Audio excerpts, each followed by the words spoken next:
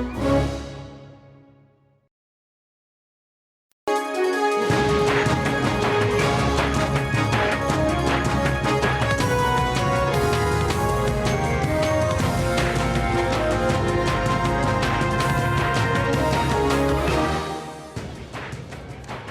morning to you. Yes, we are the Newsroom show. All of us are here. It's going to be another day of interesting news, of course. Obviously, it's World Anti-Tobacco Day today, and the prophets of doom are out and they're telling us that hookahs are deadly and tobacco should be banned, amongst all other things. Well, we're going to have a number of role players in today discussing World No Tobacco Day, and of course, the word is out. The minister actually indicated that people should quit. Yep. So, we want to know from you, why do you think it is so hard to quit? That's the question we posed to you today. You guys are tweeting us on this already. Let's have a look what you guys are saying. It's interesting. It's very difficult to quit, Elvis. I've got a fidget spinner here with me. It helps me to not smoke as much. I'm smoking less and less, but that's probably the simple answer, Trevino Fritz. Honourable Member Trevino Fritz says, because it's addictive. It is well addictive, no doubt. One of the most addictive substances, if we're honest, on the planet.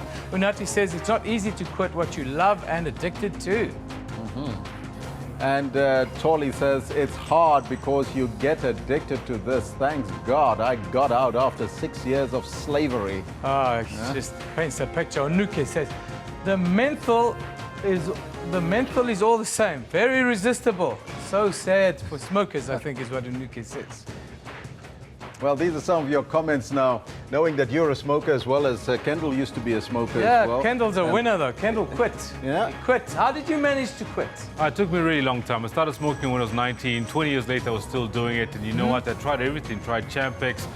Didn't work the first time. Eventually got it right. But it was actually knowing that I had kids that I wanted to see living their lives until I was 80 odd. And that was what my driving force. And it's really difficult. It's been 2 years, still not smoking. But you know what? It's sometimes you walk past somebody smoking and you wish, ish, maybe I could take a quick puff and nobody would know. No one will know. Champex gave me nightmares like you cannot believe. So I'm using this, the fidget spinner, so if you see me with it, then you know I'm right on the edge. Anyhow, the big focus today, though, obviously in our first hour, is around protests. Very controversial issue because people are saying that protest really has lost their meaning, right? Yeah, they've lost their meaning a little bit. So we're running a poll. We've seen live visuals of a protest that's happening in Durban right now. Of course, the roads are being blocked and they're unhappy because they're telling us that the prices of these quantum vans are too high. So they're protesting elsewhere. Against Toyota, can you believe? Against Toyota. Yeah. So now everyone must suffer because of it. Why don't you go to Toyota's head office and pick it there? We all pay the price. So also here in Joburg, we saw in Diepkloof when people were asked, why are you protesting? They didn't know. Some say, oh, we love the looting that goes with it and the stealing. So this is the question on the poll, Elvis. Have protests lost meaning and direction here in South Africa? You have SABC News protests, Eldorado Park protests, KwaMashu, Annandale, looting, hashtag. 55 tweets in, 73%, 55 votes in rather, 73% of you are saying, yes, these protests have lost meaning and direction. There you go. Keep tweeting us. Lechasa says, no, protests are right on track. I really support them 100%, but I strongly condemn looting. Yes, Lechasa, it is our right to protest, but not to infringe on the rights of others. Puti says, no. It only looks that way because people at the top don't care about the people and they are not listening anymore. As a result, more protests. This one from Onuke says, everybody wants to make their voice heard. Don't blame anyone. The state should just wake up, says Onuke. Luvo says, yes, in some cases, people just take to the streets when they could have gone through the channels that would have attended to their demands. Now, that is a very good point there, Luvo. This fun one from Shafana. He says, yes, because some of the other protesters are getting a chance to break shops and steal food. That's right. In the thick of it, Shafana tells us right there, there's an element of that. And of course, we see the research show that. We'll talk to all of the researchers in the first hour and some experts about that. But Kendall, in our news slot, just tell us about the latest developments around this. We're looking at it right now behind us. We're looking at Yuri Rua carrying a box full of books, some 8.2 kilograms worth of a book bid. Bid documents. Yes, the bid documents for 2023 World Cup. Saru is bidding to host the 2023 World Cup. The document was put in yesterday, and you know what, Evan, I think there's quite a lot to talk about on this particular matter. Absolutely. Do you support Saru's 2023 World Cup? But some say, oh, we need to win another World Cup, Elvis, to unify the country like we did in 1995. Possibly because 1995 brought people together, black, white, green, blue, you name it. People were rejoicing the World Cup here in South Africa, and of course then we won. Maybe we'll win another one then. Yeah, they say it was Susie who poisoned the All Blacks here before the final. Anyhow, guys, please tweet us on this. It'll be interesting to know what you think, because sport, especially rugby in South Africa, is always more than just that. There's always a political element to it. So tweet us your thoughts on that. Kendall and myself will talk about it at the end of the first hour and also a little bit later in the show. But let's get into our work.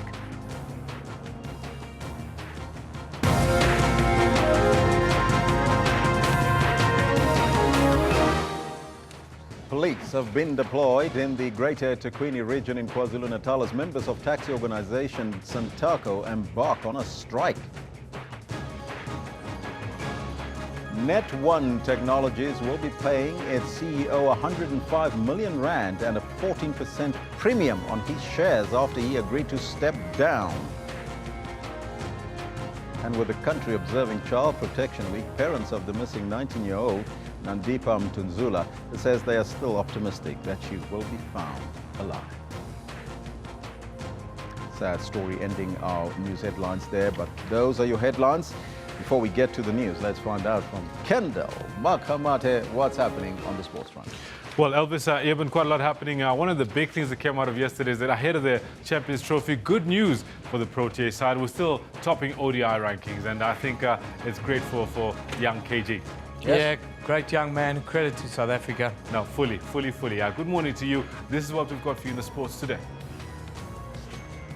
Kagiso Rabada has shot to the top of the ICC ODI bowlers rankings after his 4 for 39 at Lords against England on Monday. And Saru submits his bid document to host the 2023 Rugby World Cup at the World Rugby headquarters in Dublin, Ireland. All this as 2015 champion Stan Wawrinka eases through to the second round of the French Open. But it was enough. And the 2015 champion ensures he is through to round 2. All this and more I've got for you later on in the Sports Bulletin. For now, it is back to Elvis, who's got the news. Thank you, Kendall. Top story this hour. Net1 UEPS Technologies will be paying its CEO 105 million rand and a 14% premium on his shares after he agreed to step down. Now, his resignation comes amid a storm of controversy over a contract that the company holds to distribute welfare payments to 7 million people here in South Africa. Serge Bellamont will also be paid 657,000 rand a month to consult for the company after his early retirement. As you know, Net1 won a contract in 2012 to distribute social grants in South Africa with SASSA. 2 years later, the Constitutional Court ruled the contract invalid and instructed the South African Social Security Agency, SASSA, to find a new provider. When it failed to do so, the court allowed the contract to be extended until 2018 under stringent conditions. Public Enterprises Minister Lynn Brown says that she has referred several of Eskom's coal contracts, including that of the Gupta-linked Tegeta company, to the Special Investigating Unit. Brown appeared before Parliament's Standing Committee on Public Accounts yesterday alongside Eskom's board chairperson Benum Ngubane and the CEO Brian Molefe.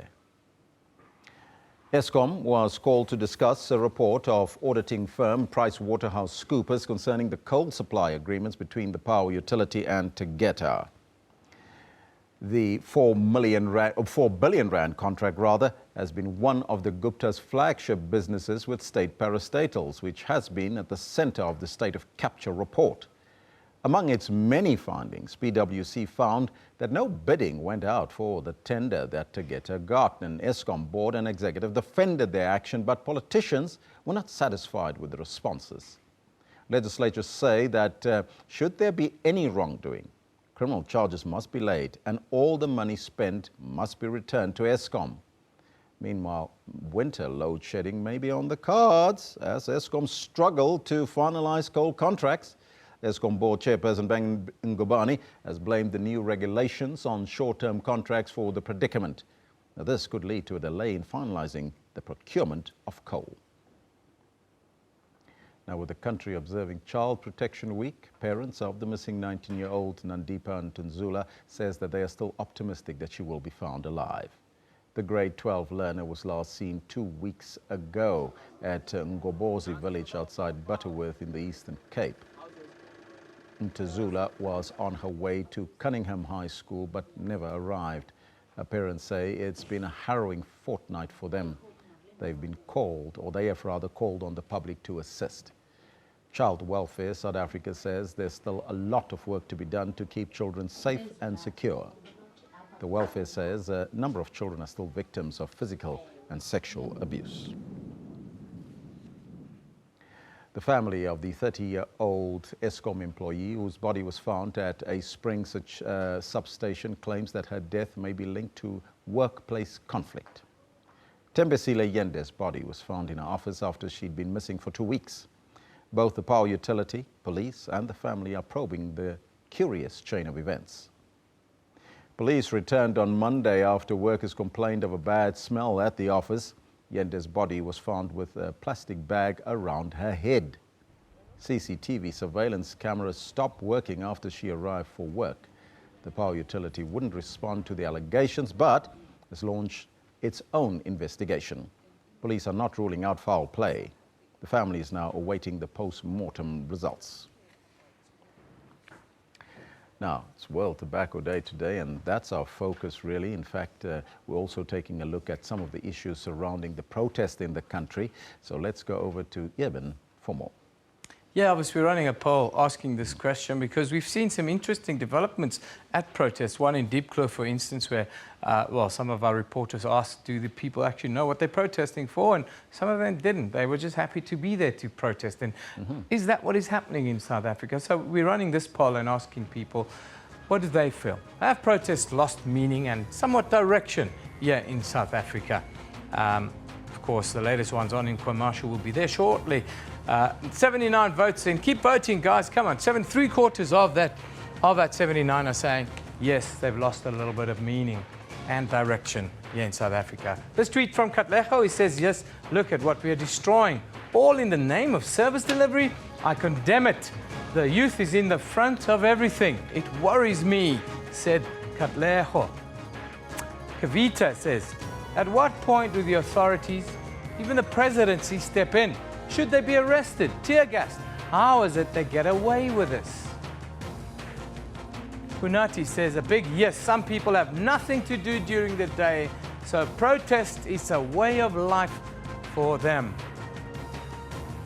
Yeah, those are your tweets. Keep it coming. We'll keep running them throughout the show until 12 o'clock today. Of course, the latest one, police have been deployed in the greater eThekwini region in KwaZulu-Natal as members of taxi organizations Santaco embark on a strike there. Various roads in the greater region there have been blockaded by taxis in preparation for a march to the Toyota plant at Prospecton near Ispingo, south of Durban. The organization is accusing the car manufacturer of hiking the price of the popular taxi brand Quantum. The strike is expected to affect thousands of passengers in Durban who will be left stranded there.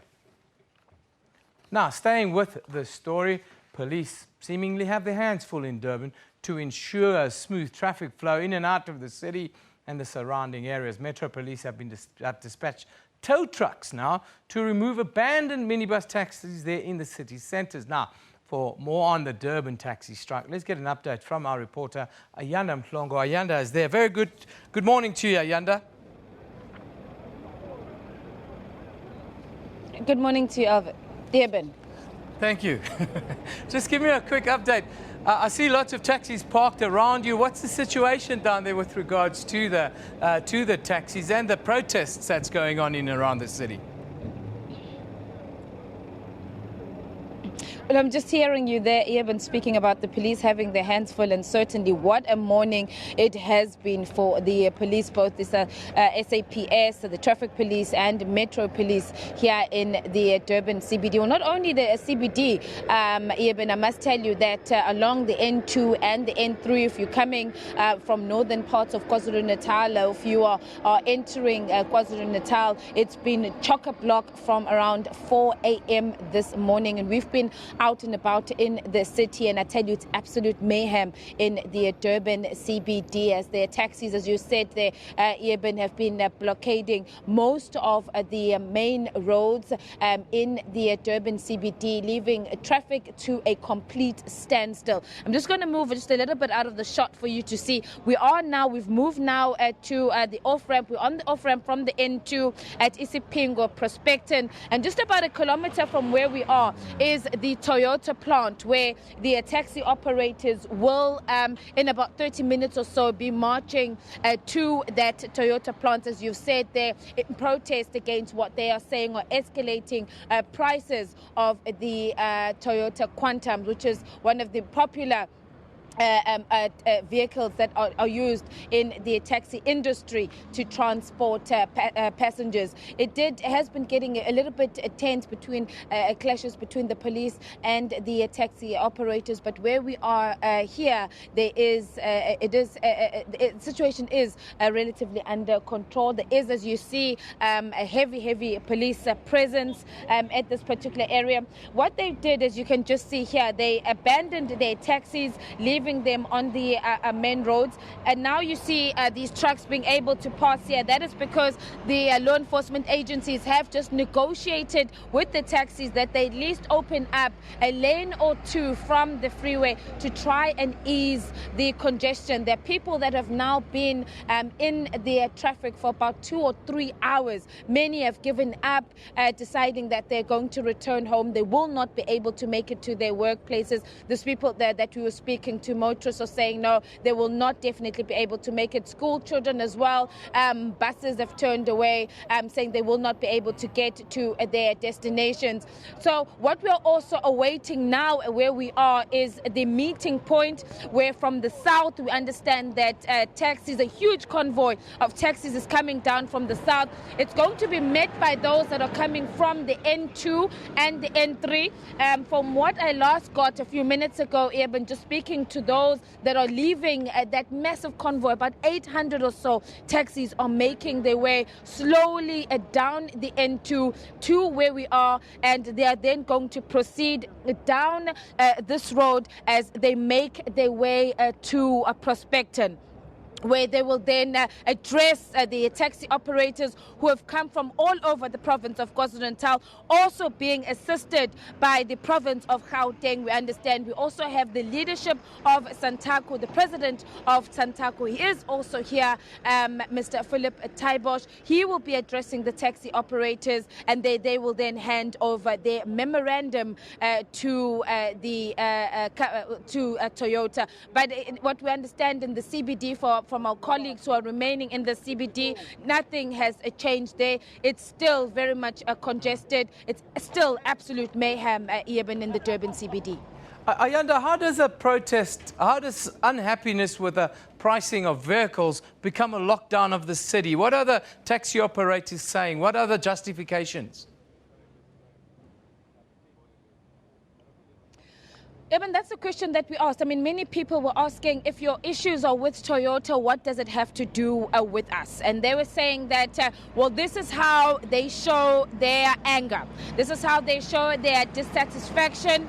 They are saying now that in terms of the blockades that we've seen them coming in and just abandoning their taxis, they're saying that that was not part of their plan, and that they are not responsible for taxi operators who have decided to go and abandon their vehicles on certain roads, and those that have been abandoned across the Durban CBD. They're saying that what their plan is of every association here in the province of KwaZulu-Natal, they'd asked for 3 taxis who are going to be part of this convoy coming down, whether from the N2, the N3, from the north, the west, and those that are coming from the south. And they were then going to at least occupy about 2 lanes, which they're saying they'd spoken to law enforcement about that to arrange and in preparation for this protest action. But in terms of what is now transpired and happening in the Durban CBD, well, they are saying that no, that was not part of the plan. And when we asked if Metro comes in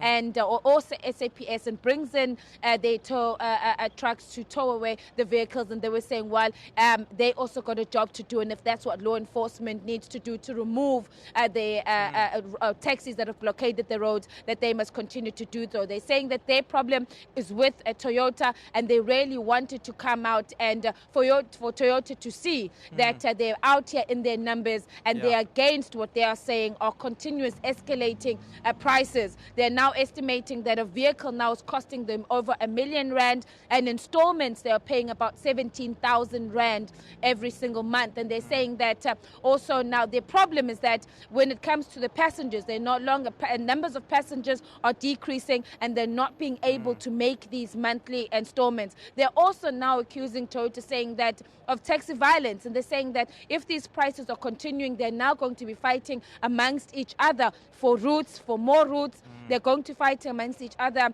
to be able to take commuters, and they're saying that that is going to also lead to taxi violence. And they're now spinning things around and saying they are also now going to be blaming Toyota for taxi violence, Eben. Ayanda, we're asking our viewers a question today, and the question we're asking them is whether protests in South Africa have lost meaning and direction a little bit, because we found certain instances where people didn't even know what they're protesting about. You cover a lot of these kind of protests in KwaZulu-Natal. What do you find with regards to protests in general?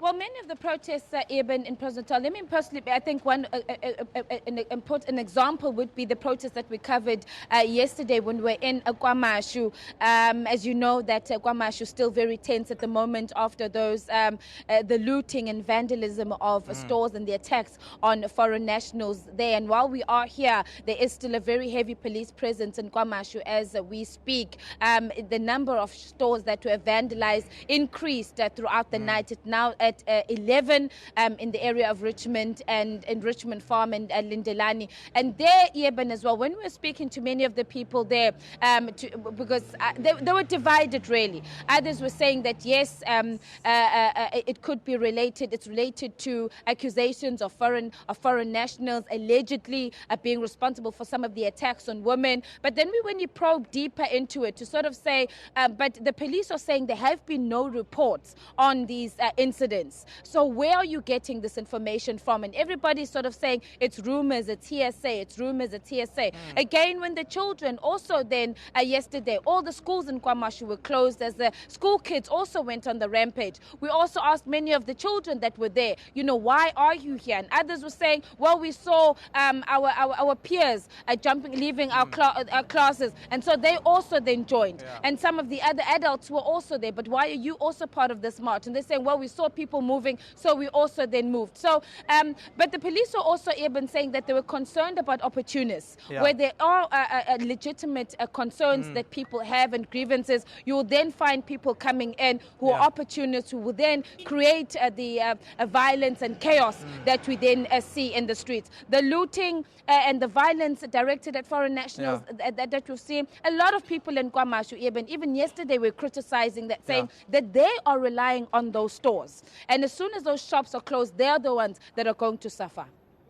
Ayanda, thank you very much for that update. I'm sure there's a busy day ahead for you today, as I can see behind you, they're starting to come together ahead of that protest action to Toyota. Thanks for that update, Ayanda Mhlongo, coming to you live just outside Prospecton where that protest will be taking place. That is just south of Durban, for those of you that don't know. Of course, we're asking you that question. Opportunism, she talks about within protests. We're asking you on our poll, have protests in South Africa, have they lost meaning and direction? Well, Ayanda, she carries a lot of that. She says, yes, there's a lot of opportunism and a lot of those are concerning.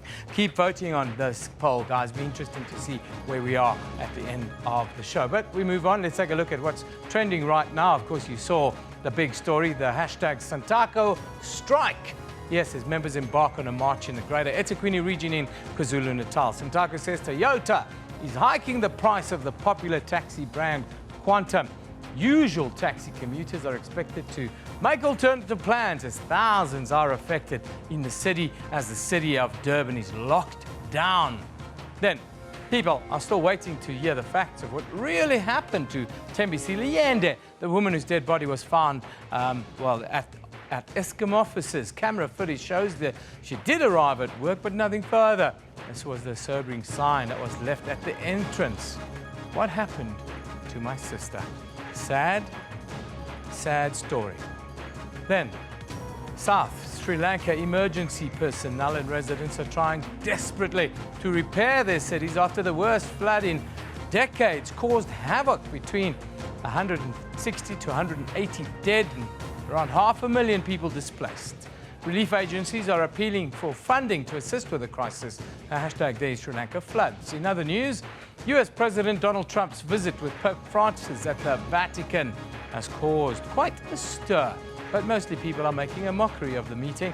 Here's a comparison of the photos when Barack Obama met with the Pope and when Donald Trump met with him. Marked difference. There were some good ones too, but the memes are out. This one shows some horror movie characters photoshopped into the photo. This due to Melania Trump's outfit that some say looked a little bit eerie. Hashtag Trump Pope visit. Now, of course, today is World No Tobacco Day. After 10 o'clock, we'll speak to Minister Aaron Motsoaledi. Yeah, the facts are out. We know it. It's bad for our health. Think about your decisions with regards to this. We're asking a question of the day on top of that. Why is it so difficult to quit smoking? Why do you think? I've tried everything to quit smoking. It's very difficult. There's our question. Why is it so hard to quit smoking? I'm trying the fidget spinner as the next one to kind of keep my hands busy and not wanting to go and have a puff. It's very tough to quit smoking. We all seem to have this great difficulty. We move on to our picture of the day. Now this one comes from Smita Atingal and it's captioned, World No Tobacco Day. Simple, No Tobacco Day, and it's a beautiful sculpture on the beach with cigarettes, and it kind of paints the picture of that skull right there in the middle. Death is coming for you if you smoke. Let's move on to our comment of the day. This one from Martin Cross, and he says, South Africa have delivered their bid document to host Rugby World Cup 2023. You saw Yuri Roo with it earlier. It's 827 pages, weighing 8.2 kilograms. Yes, it'll be interesting. Let's hope the world gives us 23 World Cup. Might be a unifying factor once again here in South Africa. We go to the courts now. Well, quite a busy day. Let's go start in Stellenbosch, where a fourth suspect is expected to appear in the local magistrate's court in connection with the hijacking and murder of the 21-year-old Hannah Cornelius. The student's body was found on the side of a road outside a wine farm over the weekend. A male friend who was with her was found in Kraaifontein with a head injury, and he remains in a serious condition in hospital. Then in Kimberley, a 33-year-old man accused of raping his 11-year-old stepdaughter and physically abusing his three-month-old son.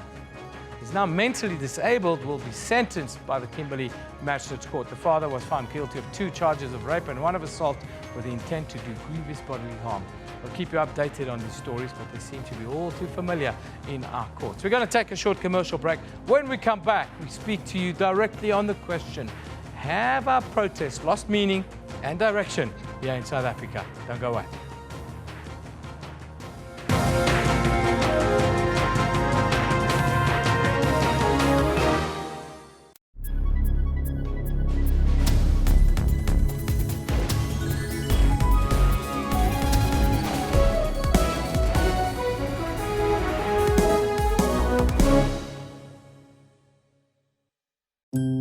The only way to pour the perfect beer, this professional barman would tell you, is into a glass tilted at exactly 45 degrees.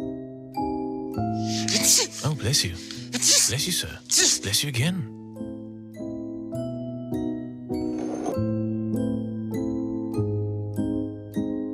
Well, we'd say the perfect way to pour a beer is at this angle. Straight into your mouth. Tops its bar.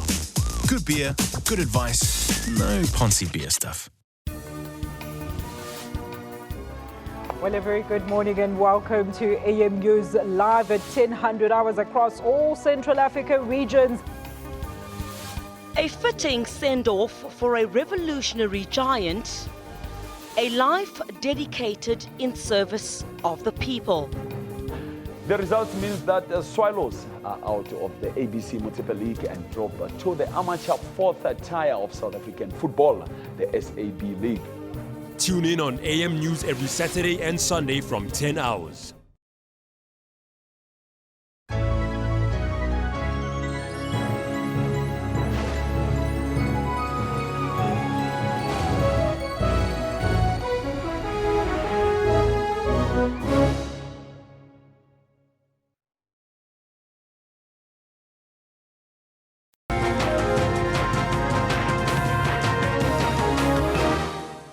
There have been 188 media-reported community protests this year. That's just over half that occurred in the last 2 months alone. Burning, looting, stoning, destruction. Now, this is the current atmosphere and trends in some parts of the country. The Center for the Study of Violence and Reconciliation says that protests of this nature are the result of genuine concerns from community members, but criminal elements soon creep in. Now, once that happens, government leaders focus on the criminality and neglect the community's original concerns. Joining us in studio is Karen Ronsiman. Now, she's a senior researcher for the Center for Social Change at the University of Johannesburg to discuss the reasons that people turn violent during protests. Karen, a very good morning to you and welcome. Good morning. First and foremostly, let's take a look at the numbers. What does the research suggest? In South Africa, in relation to global trends, are we the capital of protest? Making global comparisons is often difficult because we're comparing different sets of data. But from the analysis that we've done, certainly we can say South Africa is amongst the top in the world and certainly probably top in the continent for protest. Now that is very scary. Why is it though that when communities protest, especially over service delivery, that the protests turn violent after a while? What does your research suggest? I think first of all we have to be careful not to characterise all community protests as violent. The media of course tend to focus in on the ones that are most newsworthy, which of course are the violent protests. But only 1 in 4 protests is actually reported by the media, and violent protests are disproportionately reported. However, from our research in the last few years, we're seeing an increasing trend in disruptive and violent protests. And what we think this is related to is often when people engage in protest, it comes after a long process of failed engagement with government. And so when people have tried to engage with government and that has failed, they often embark in protest, and that sometimes can be disruptive or it can turn violent. But in understanding the violence, we need to understand both what the protesters are doing and what the police are doing. I just want to go back to that stat. 1 in 4 of those media-reported incidents turn violent. Is that what you're suggesting? No, I'm saying that in the terms of what we can get from the media only report in 1 in 4 protests and are disproportionately likely to report on violent protests. When we analyse police data, which gives us a much broader range of protests and data, we actually found that overall 80% of the protests that were reported by the police were actually peaceful. So I think we have to be careful on how we interpret data, but certainly there has been a trend in recent years of increasing disruptive and violent protest. Is the motivation or the reasons for the protest valid, have you found? Absolutely. People don't embark on protest for no reason. People do not really embark on protest particularly because they want to. It's not a nice way to have to communicate with government, to go out onto the streets, to march, to burn a tyre, whatever it is that people are engaging with. People want engagement with government. They don't want to have to go to the streets to get that engagement. There are all manner of protests that's taking place in the country and reasons that's being forwarded. But what are some of the most frequent protests that you've analysed? So, of course, most protests get recorded as being service delivery. The problem with this label is it doesn't actually tell us what people are protesting about. Service delivery actually encompasses a range of things. So most commonly, it's issues around housing, water and electricity, but also important issues around representation. So people feeling that their local councillor, for instance, is not representing the needs of their community. So those are the 4 most common issues we see reported. And the most reported one out of those 4? Most recently has actually been issues around water and electricity. Which province is outstanding in relation to protest? Well, it changes and shifts from year to year. Gauteng tends to be amongst the top, but we would expect that because Gauteng has the biggest population, obviously. More recently also, there's been an awful lot of protests in the Eastern Cape as well. So most recently, those have been the 2 provinces with the most protests. We had a number of reasons coming out of as to why protests turn violent, and some of the protesters suggest that it is the police that are being violent against them, and that's why they act violent. Is that the case? Have you found that? I think certainly we need much closer attention to what role police are playing in protest. In El Dorado Park, most recently, many journalists were reporting that it was actually the flying squad who were firing live ammunition and that it was public order policing that pulled them out of policing that protest. Now, public order policing are the police that should be policing protests, but there are concerns about the way in which they're doing this. Are they adequately trained, do you think? I think there are big questions around that. One of the problems that public order policing has faced is in 2005, 2006, their numbers were drastically reduced, as were their budgets. This coincided with a dramatic rise in protest at the same time. But what is concerning is that tactical response units were the police units used at Marikana are increasingly being brought into public order policing functions. And that's very concerning because to our knowledge, they're only armed with live ammunition. And I think that's a very problematic way to police a protest. Well, that's a problematic way to start it all off as the beginning. But we're asking our viewers today whether or not these protests has lost direction and meaning. Your thoughts? I think looking at the tweets that are coming in are very, very interesting. For those who were supportive of the protest, many of them were raising issues around democracy and representation. They were saying what I've also been saying, that when people are not being listened to, what other option do they have but than to take to the streets? And I would agree with that. I think the question around direction is important. But until we have a society that is more redistributive in terms of socioeconomic goods, I think these protests are going to continue. After conducting the research, what are some of the recommendations that came out of the report? Fundamentally, we need to rethink the structure of our economy. At the heart, what these protests are about inequality and the failures of post-apartheid democracy. We know about our high levels of unemployment, we know about our high levels of inequality, but we need to start doing something to change this. At the same time, we also need to rethink processes around local government. People really want to participate in the decisions that affect their lives. They don't want just to be casting a vote once every few years. They want to be actively involved in government. And today, our channels of participatory governance aren't really working, and that needs to be rethought. Karen, I thank you so much for your time and joining us here in studio. That, of course, was Senior Researcher, Centre for Social Change at UJ, that's University of Johannesburg, Karen Runciman, joining us here in studio. So we're asking you that question, a very important question. Do you think that the protests have lost meaning and direction here in South Africa? Let's take a look at the poll, if we can put it up there. There you have it. The numbers suggest a little bit different. 105 right now. It's up, Eben. 23 hours left to vote. 70% of you out there in South Africa and around the continent of Africa are saying, yes, these protests have lost meaning and direction in South Africa. Only 30% say no. So, Eben, let's take a look at what people are saying to us. Yeah, interesting. I think it's one of those things that people see every day, and everyone will have an opinion on it because you see different things happen around the country, especially the ones that get focused on. Dipancha tweets us and say, no, not at all, but they are an easy refuge for criminals, which I think is one of the discussion points within the entire, within the paradigm that is protest in South Africa. Now, Michael Big M, he continues with that narrative. He says, not really.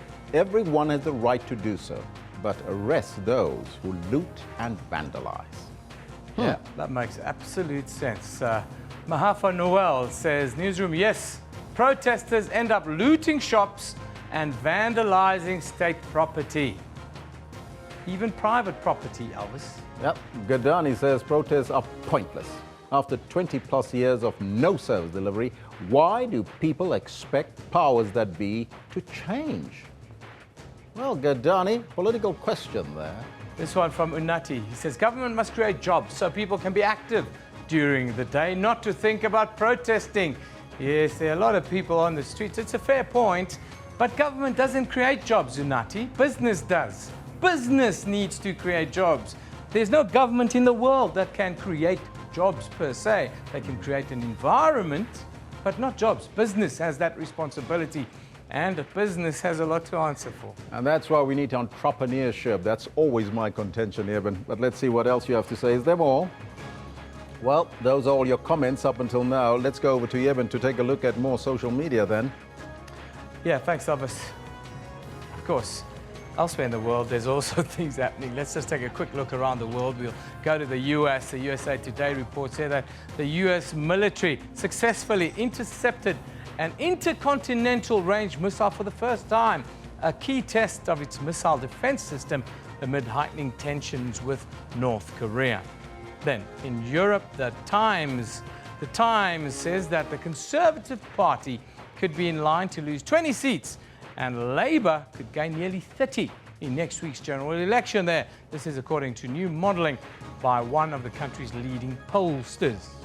Finally, in Iran, the Iran Daily reports that Iran says the recent claims made by US Defense Secretary James Mattis against the Islamic Republic were reciprocation for Saudi Arabia's profligacy during President Donald Trump's visit to Riyadh. Those are some of the front pages from around the globe. Of course, our Facebook page, you can interact with us there. The Mpumalanga Health Department says the province's malaria crisis is out of control. The department says it has obtained enough medication and test kits for all affected areas. Then we also see Higher Education Minister Blade Nzimande says so-called radical economic transformation will not be realized without investment in skills development. Finally, 4 men were sentenced to a combined total of 127 years in prison on Tuesday by the Khayelitsha Regional Court for running an abalone syndicate. The Directorate for Priority Crime Investigation, the Hawks, said this. All of that and more on our Facebook page. Don't forget to go and visit us. Of course, we're also asking you a question today. It's World No Tobacco Day. And we ask you, if you have experience, tell us, why is it so hard to quit tobacco? Tobacco specifically, yes, it's very tough to quit tobacco. Tell us what you think. We're going to take a short break. You're watching Newsroom here on SABC News.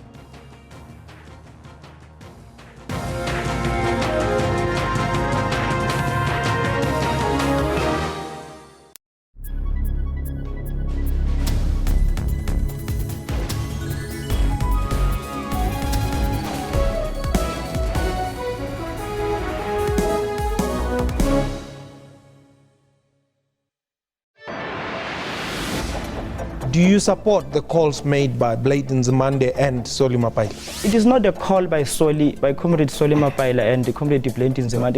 It is the position of the party. Yes. And the position of the party, we support it unambiguously. Why? The theory of the revolution, in simple terms, was that revolutionary forces are going to take charge of the state. And having taken charge of the state, they are going to transform the state to eventually transform society. Join me in Port Sedu live every Monday to Thursday at 17:30.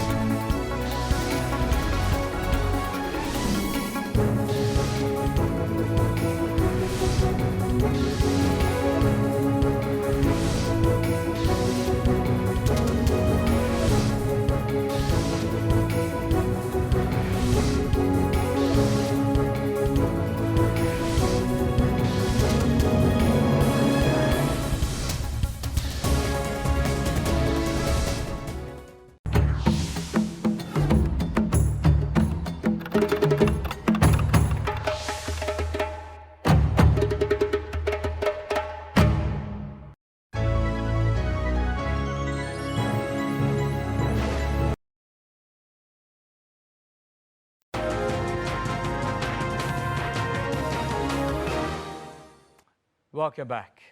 I can tell you that those of you that, well, follow social media would be expecting Ibrahim Fakir to give us his analysis right now on the issue around protest. Well, he's running a few minutes late. We'll take him at the top of the hour at 10 o'clock as soon as he gets in here, because I'd love to hear what Ibrahim thinks with regards to our question of the day on the poll, and that is, how are protests losing a little bit of direction and meaning for that matter? That's our question. But the South African Rugby Union has delivered what it believes is a winning bid to host the 2023 Rugby World Cup at a World Rugby headquarters in Dublin, Ireland.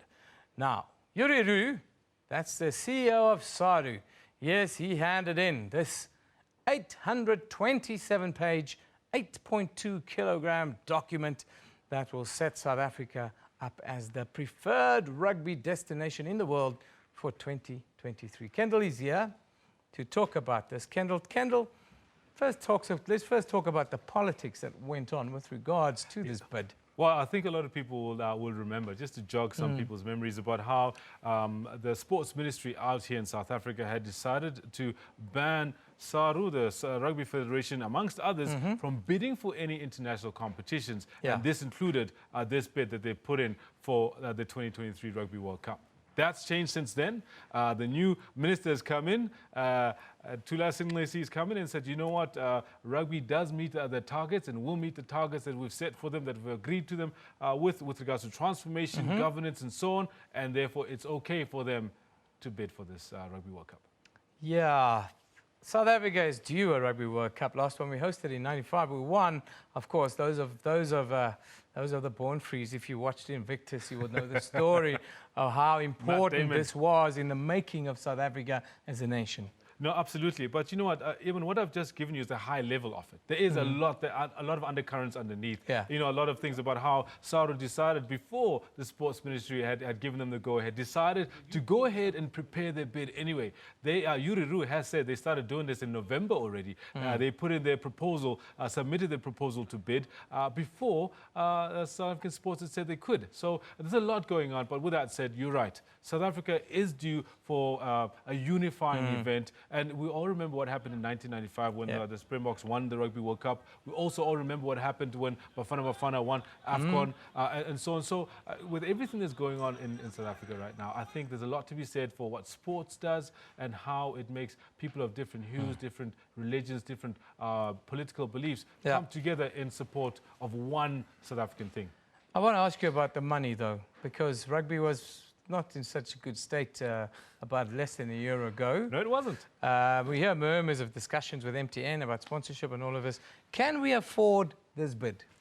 You know what Yuri is promising? He's promising a low-cost, effective Rugby World Cup. One which will have everybody as winners. It will have both SARU, the government, and World Rugby as winners. He says he's expecting to have 27 billion rands worth of direct and indirect spin-offs from this particular World Cup. He's talking about the infrastructure already exists. And you all know that the FIFA World Cup held here in 2010 was quite a lot spent on infrastructure, from roads to airport infrastructure to the stadia themselves. So they're talking about the infrastructure exists, and you know what? You move from 2022 Qatar, going to 2023 Rugby World Cup in South Africa, and then you go through to 2024 either Paris or Los Angeles. So I think they're trying to drum up their support in line with that kind of vision. You mentioned infrastructure. By then, all of our stadiums would be 13, 14, some 15 years old, some of the new ones. Are we going to have to spend some money on our stadia a little bit?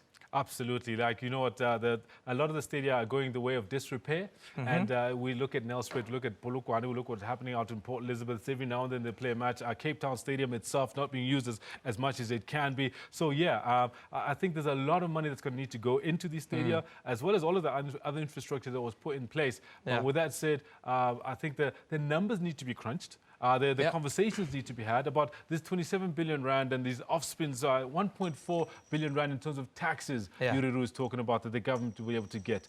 You know, there's a lot to be said about speaking. There's also a lot to be said about all the homework that goes into what they're promising. It's going to have to benefit the money, no doubt about that. Kendall, thank you for that little interaction. 2023 World Cup, suddenly we're the favourites to host that event, simply because we haven't had it in so many years. But Phil is here with us, Phil Hawkins. Phil, before you do the weather, I've got all these people on social media saying that it's going to rain in Cape Town in the next day. Others are telling me, oh, the outlook for June is not good. It's another dry month. You're the man in the know. Tell the people there in the Western Cape, what does the month of June look like?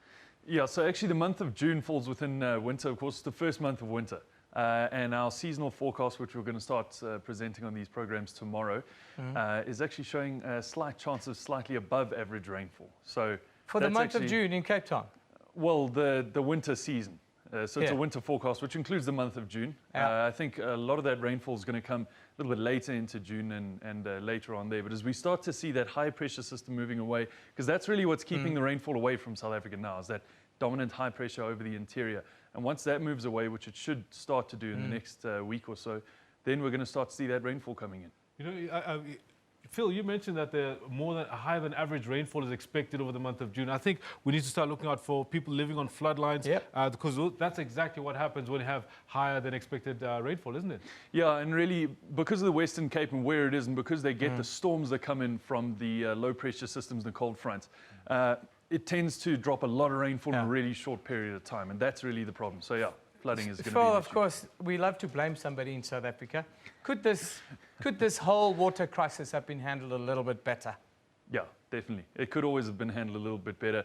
I think the problem really comes in is that when government does start to declare a place a disaster area and things like that, it's really good because it allows for much faster responses. But at the same time, once you do declare it a disaster zone, then a lot of money has to really be poured into it by the local government and by national government. And until that reaches that disaster point, of course, there are a lot of other things that they would rather use those funds for. Thank you very much, Phil. There you have it, Cape Town. All of those in the Western Cape. I told you I'll ask the weatherman today, and he's giving us good news. Above average what rainfall is expected, so hang in there. The rains are coming, Kendall. Yeah, no, I'm looking forward to that. But please make sure that you stay above the flood line. And if you know that that area normally gets flooded, please go to a safer area. Anyhow, it's time for us to look at an overall weather picture now with Phil Hawkins.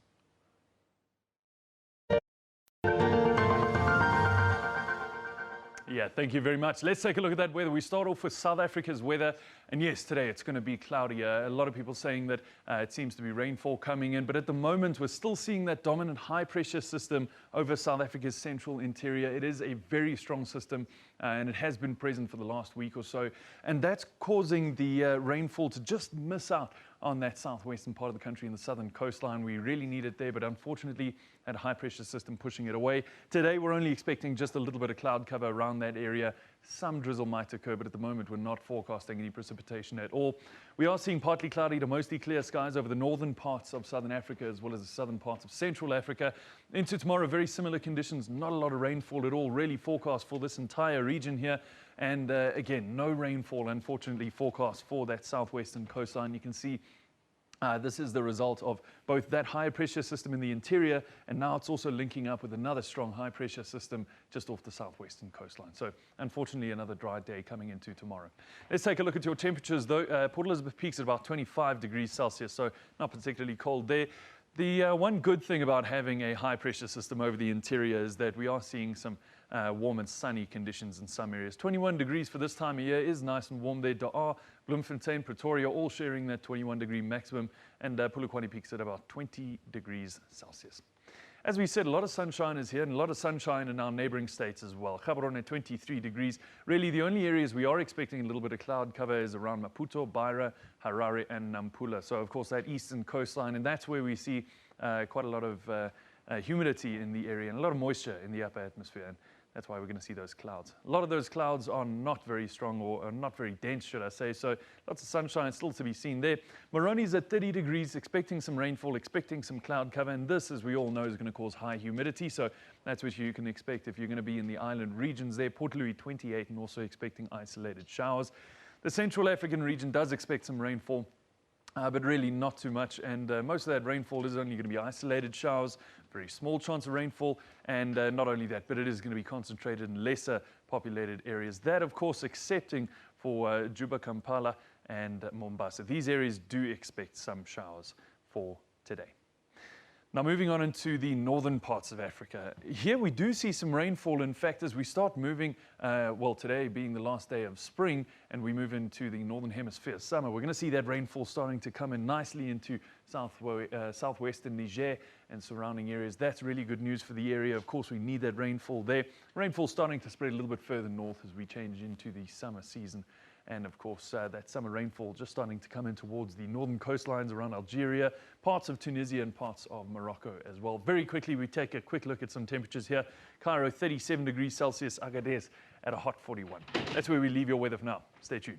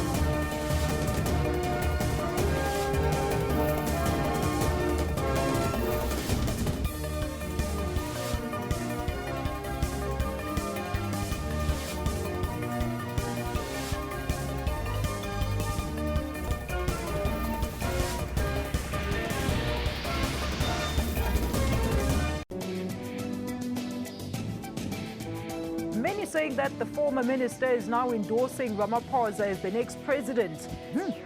Campaign time, Prof? Yeah. So early. Let's at least accept that people have a right to expressing themselves in terms of who they support. But what is lacking very seriously is that there is no that leadership role that is played by the leadership to say, we haven't opened succession and let us deal with those that are campaigning openly, because we haven't opened it as the leadership of the ANC. What we need in this country is that we need a ruling party or a leading party to be able to engage with issues that affect the people. Our people campaign openly. It weakens the organization. In fact, it makes the policies of the ANC even more popular. Stay tuned to Media Monitor and catch on analysts unpacking top stories every Sunday from 9 a.m. Phones, cloud systems and robots have taken over a lot of what used to be done manually. Our accounting system is actually based on the cloud. Google nowadays can tell you where you parked your car. And Africa's entrepreneurs are using technology to create. With Pocket Masipala, you can basically do all the services that you would do at the municipality physically by going there, but you can now do them on a mobile app. Join me, Spumelele Zondi, on Sundays at 9 p.m. on SABC News.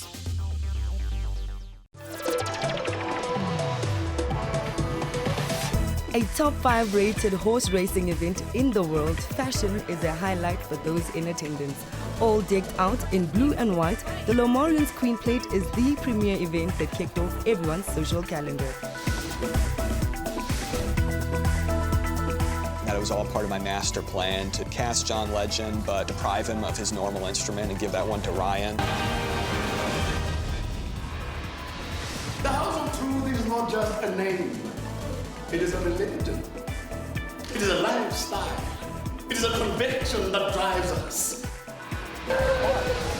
What really excites me is how people have kept it very simple and also played with the theme, and how each person has interpreted it in their own way. To stay updated with all the current entertainment news, tune into Trends every Saturday from 12 to 1.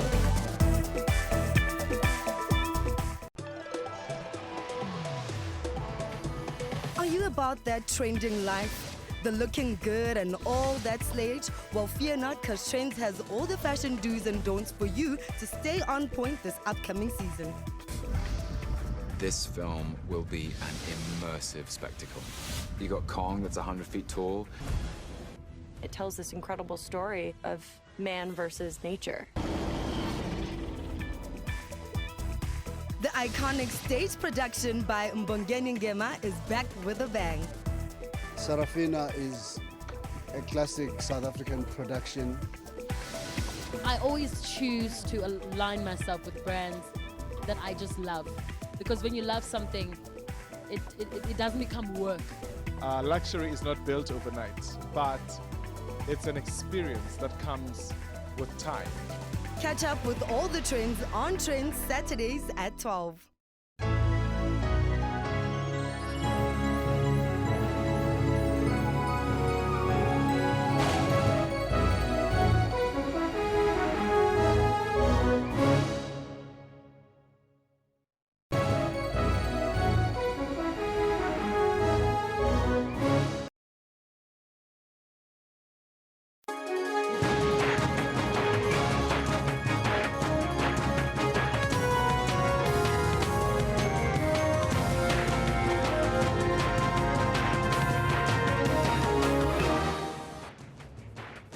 Just gone 10 o'clock. Yeah, 10 o'clock Central African time. Myself and Kendall are here with you with the next hour.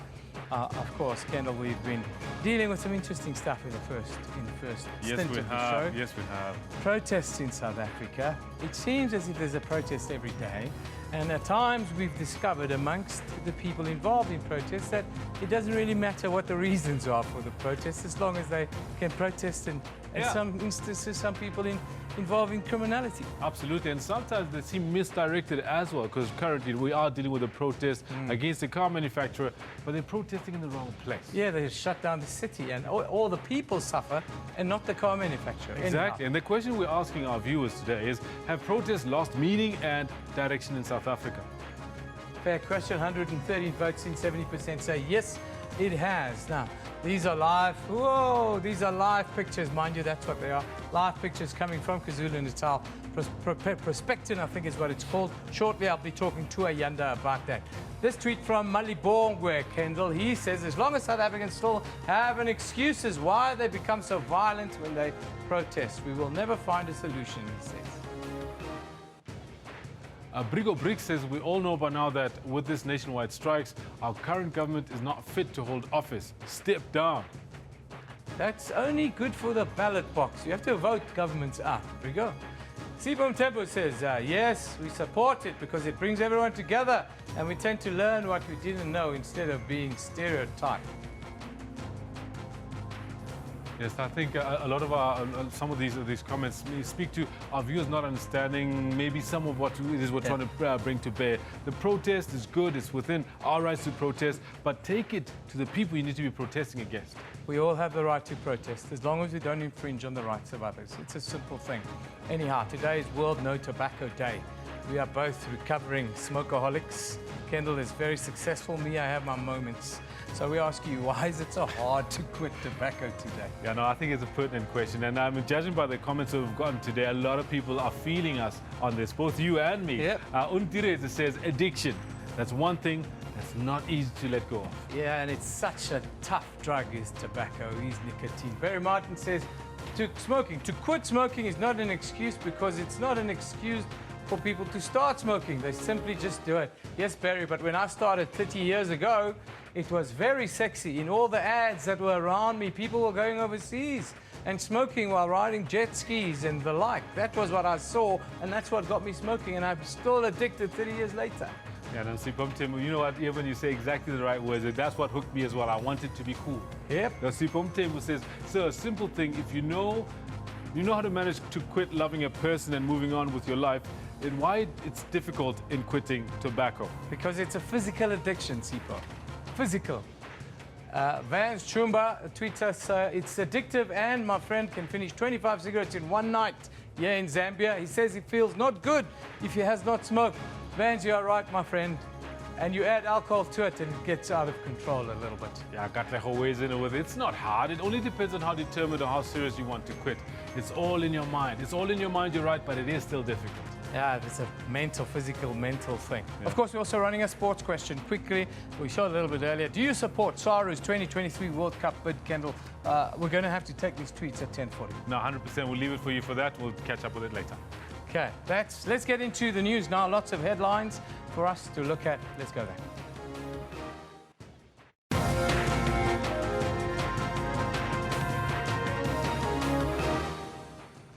Police have been deployed in the greater eThekwini region in KwaZulu-Natal as members of taxi organisation Santaco embark on a strike there. Net1 Technologies will be paying its CEO 105 million rand and a 14% premium on his shares after he agreed to step down.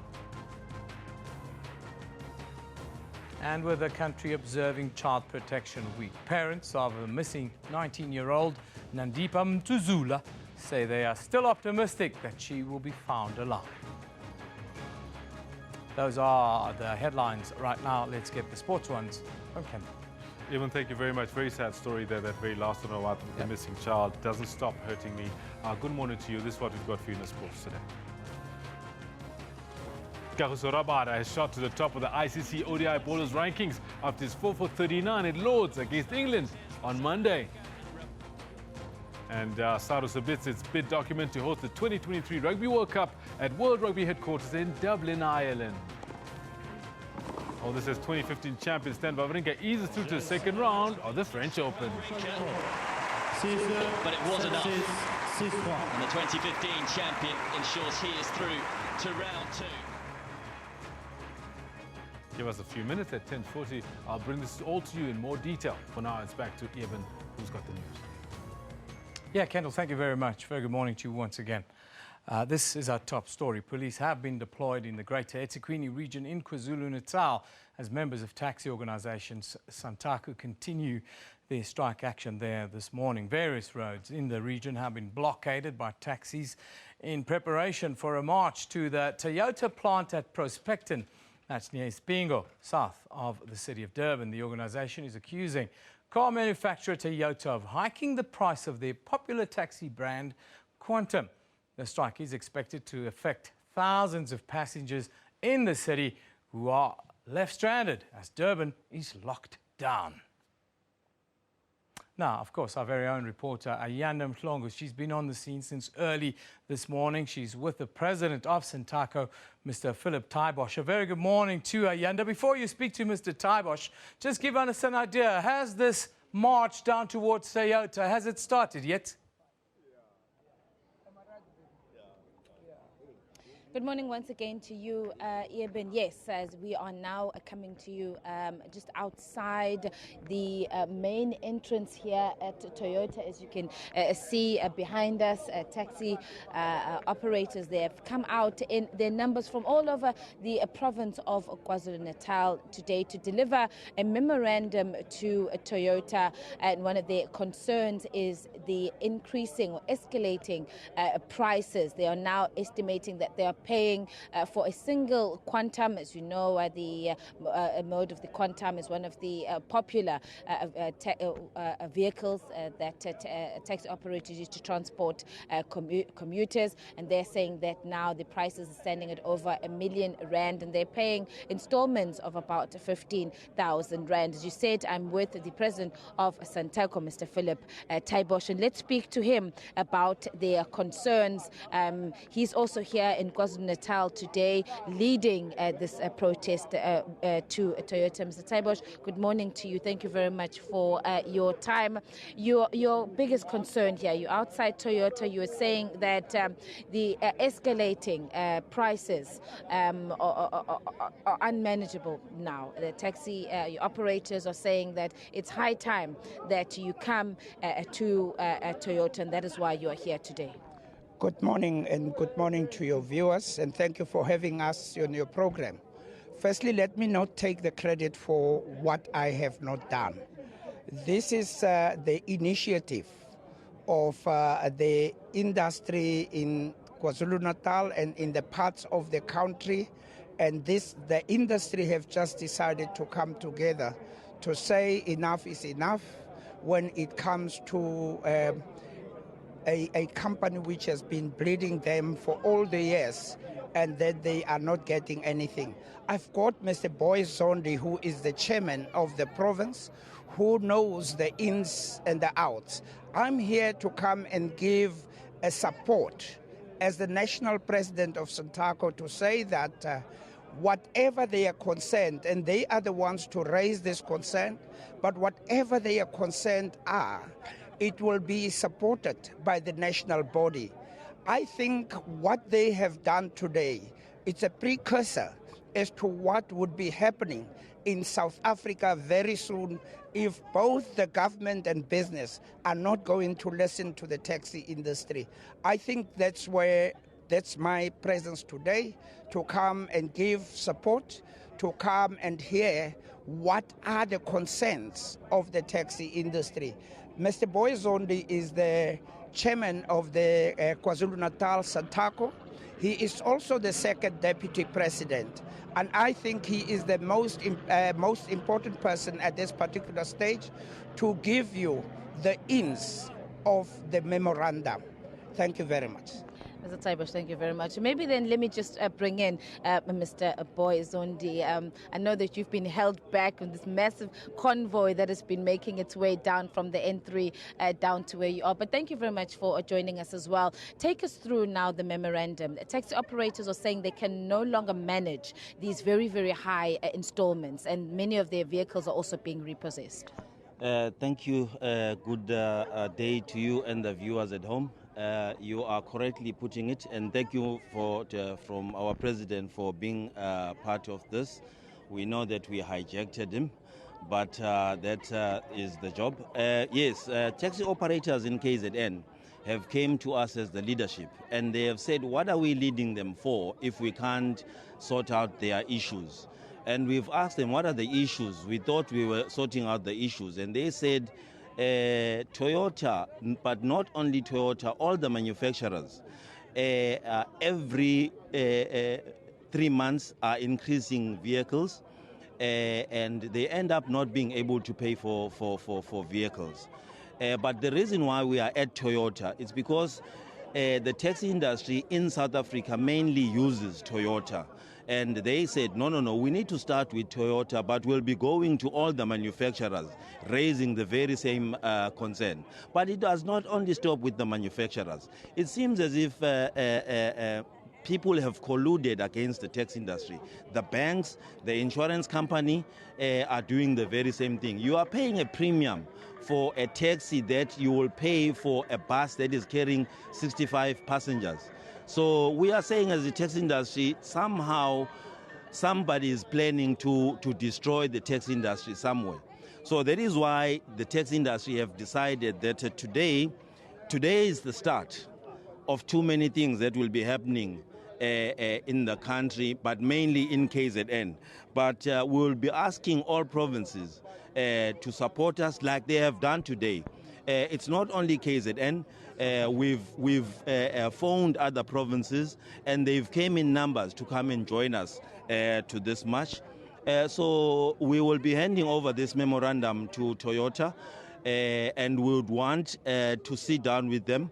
We're giving them 7 days to respond to us. If they don't respond to us, something bigger than this is coming, which I'm not going to be able to say.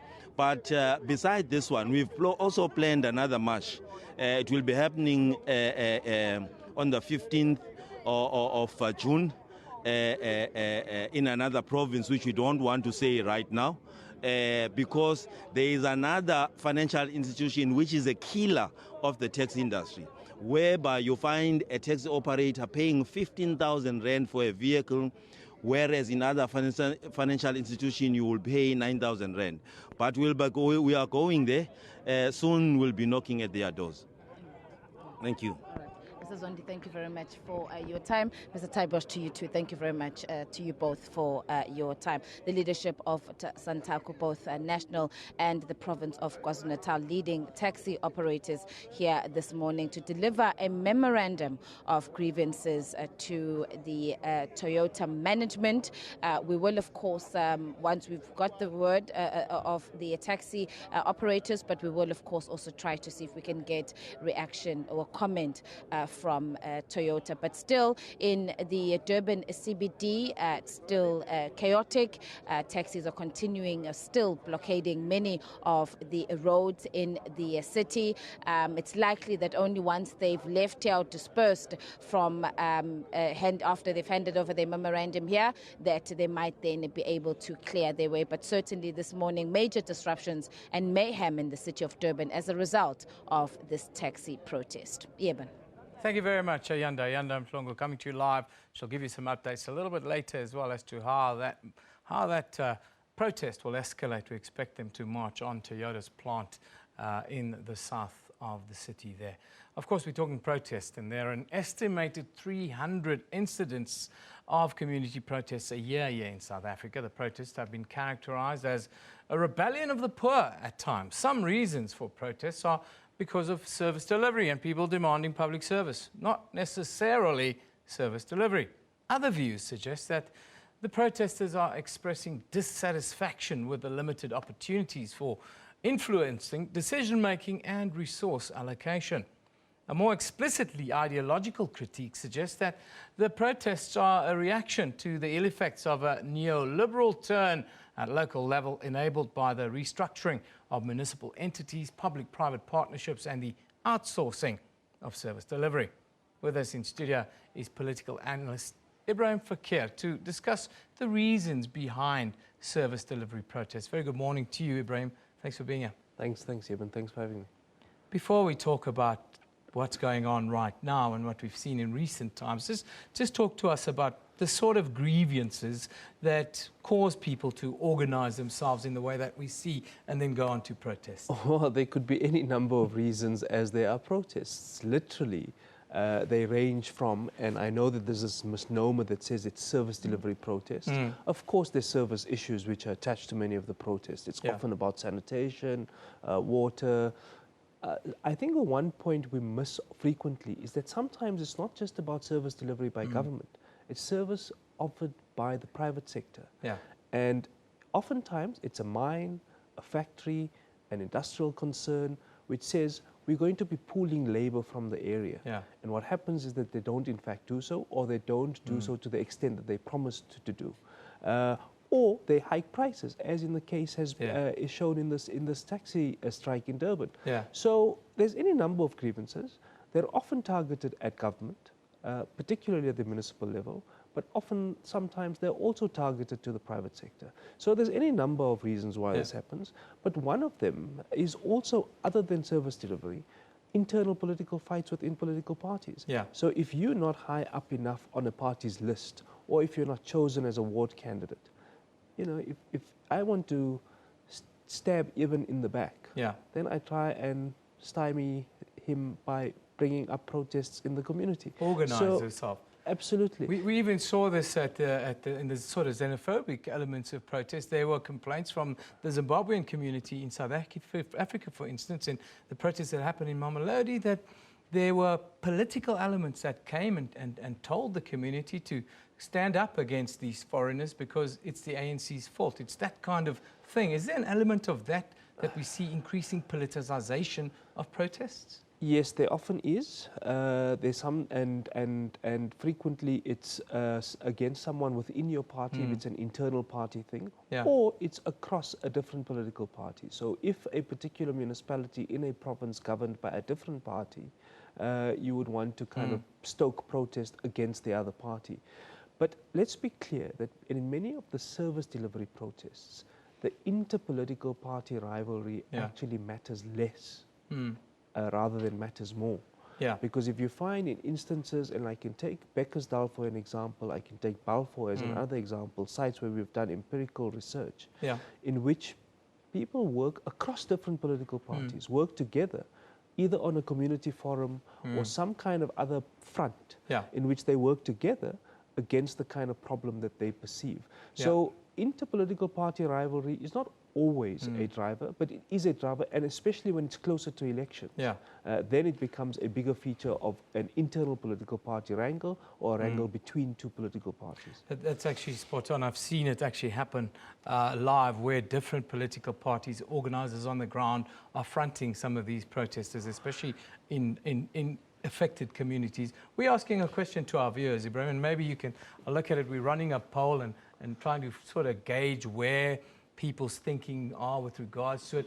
We're asking, have protests lost meaning and direction in South Africa a little bit? 116 votes in. 70% say yes, they think so. How do you view this? Because we see at times, like we did at Dipcliff, people didn't really know why they were protesting. They were just there. We see in Isipingo, we had similar reports this morning. Look, the reality is that protests are often driven by a particular logic. And the logic is not completely irrational. There's often a very good reason why it starts. Of course, it can gain momentum, and people who join it once it gains momentum don't always know why they're in a protest.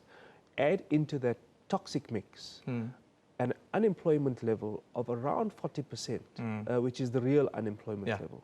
And you've got young people who are sitting around, sometimes around Shabin, sometimes around merchants' houses, and these guys find something going on and they join it.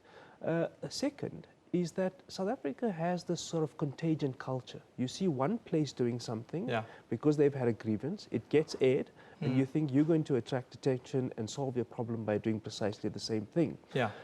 Now, the third area is actually a bit of a catch-22 because we are saying in a democracy, a government is meant to be responsive.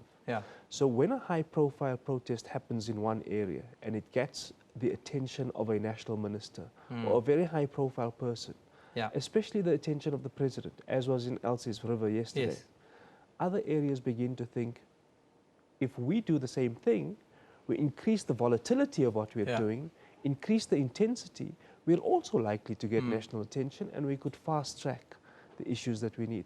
Now, that's a catch-22 because you want government to be responsive. The problem is at which level do they have to be responsive. A national minister can't always attend to the problems of a local community. And this is where local democracy and the breakdown of responsiveness at local government level matters so much. It's councillors and local bureaucrats who are meant to facilitate the resolution of many of these problems. So it's that level or that lack of accountability at that local level that leads us to, or has led us to where we are now. How do we turn this ship around? Is it as simple as creating jobs?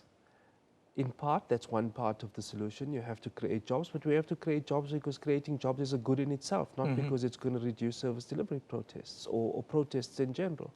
What we do need is a closer fit and a greater responsiveness and accountability at all levels of government, not just local. Because obviously they say a fish rots from its head, and I don't want to use too many cliches, but the reality is if you've got a national leadership which is applying rules inconsistently, people behaving with absolute impunity, why should other people not believe that they can get away with doing the same thing? This is the problem when you create a governance culture which is inconsistent and in which there is no compliance-led government. So you say, let's just disregard the rules. Worry about me only if I don't do the thing. So you take the SASSA social grants scandal and people say, don't worry that the Constitutional Court found that our contract was irregular. Only worry if we don't pay the grants. Don't worry about Nkandla and how much it costs. Only worry if I don't comply with the Public Protector's reports. So what he's saying is, don't worry about the process and procedure. Compliance doesn't matter. What matters only if I do something. And that's the wrong approach to if you want to inculcate compliance-led, rule-bound behavior amongst leaders and amongst citizens. One final question, and they just told me time up, so we've got to speed it up a little bit. But we saw what happened in Kalini, where communities can be almost racially divided in a way amongst certain levels, and the threat for that to escalate into more, is that a legitimate threat we should look at? It is a legitimate threat, but I think in the Kalini case, there were two areas which we didn't focus enough on. The first is that there was state breakdown. The police did not, in fact, do the work that they're supposed to do. They couldn't find the second alleged person who was involved in this.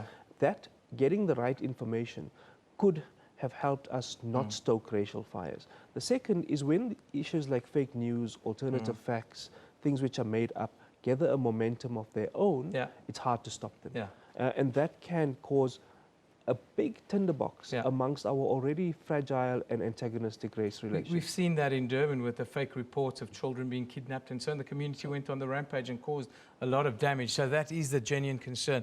Ibrahim, we've run out of time, but it was great to have you with us here today. Thank you very much. Ibrahim Fakir, renowned political analyst here in South Africa, with us on the Newsroom show today to talk about protests in general, but in particular the question about have they lost meaning and direction in South Africa? That's what we put up when we asked you guys to vote and tell us, what do you think? Where are we? Let's take a look at that poll. How are you guys thinking? Of course, 116 votes in now. Still, 70-30% split with regards to the issue of have they lost meaning. So you guys are saying, yes, they've lost a little bit of meaning and direction. Ibrahim told us, well, there are lots of ways to turn it around. Here are the tweets. Unati comes back to us. He says, government must create jobs so people can be active during the day and not think about protesting and looting is what he really wanted to say, Unati. Lechasa says, no, protests are right on track. I really support them 100%, but I strongly condemn looting. Yes, Lechasa, our history is that of protest, and you can never burn down schools and loot and the like. Katlecho says, yes, look at what we are destroying. What are we destroying? All in the name of service delivery. I condemn it. The youth is in the front of everything. It worries me.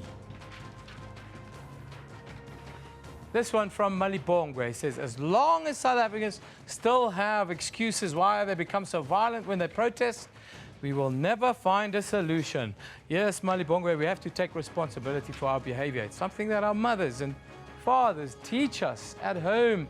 Now we continue with this thing around protests. One of the things that disturbed you, our viewers, the most, of course, was the burning of schools and other public facilities in Vuwani, in Limpopo. Now that shocked the entire nation over demarcation issues that had nothing to do with education.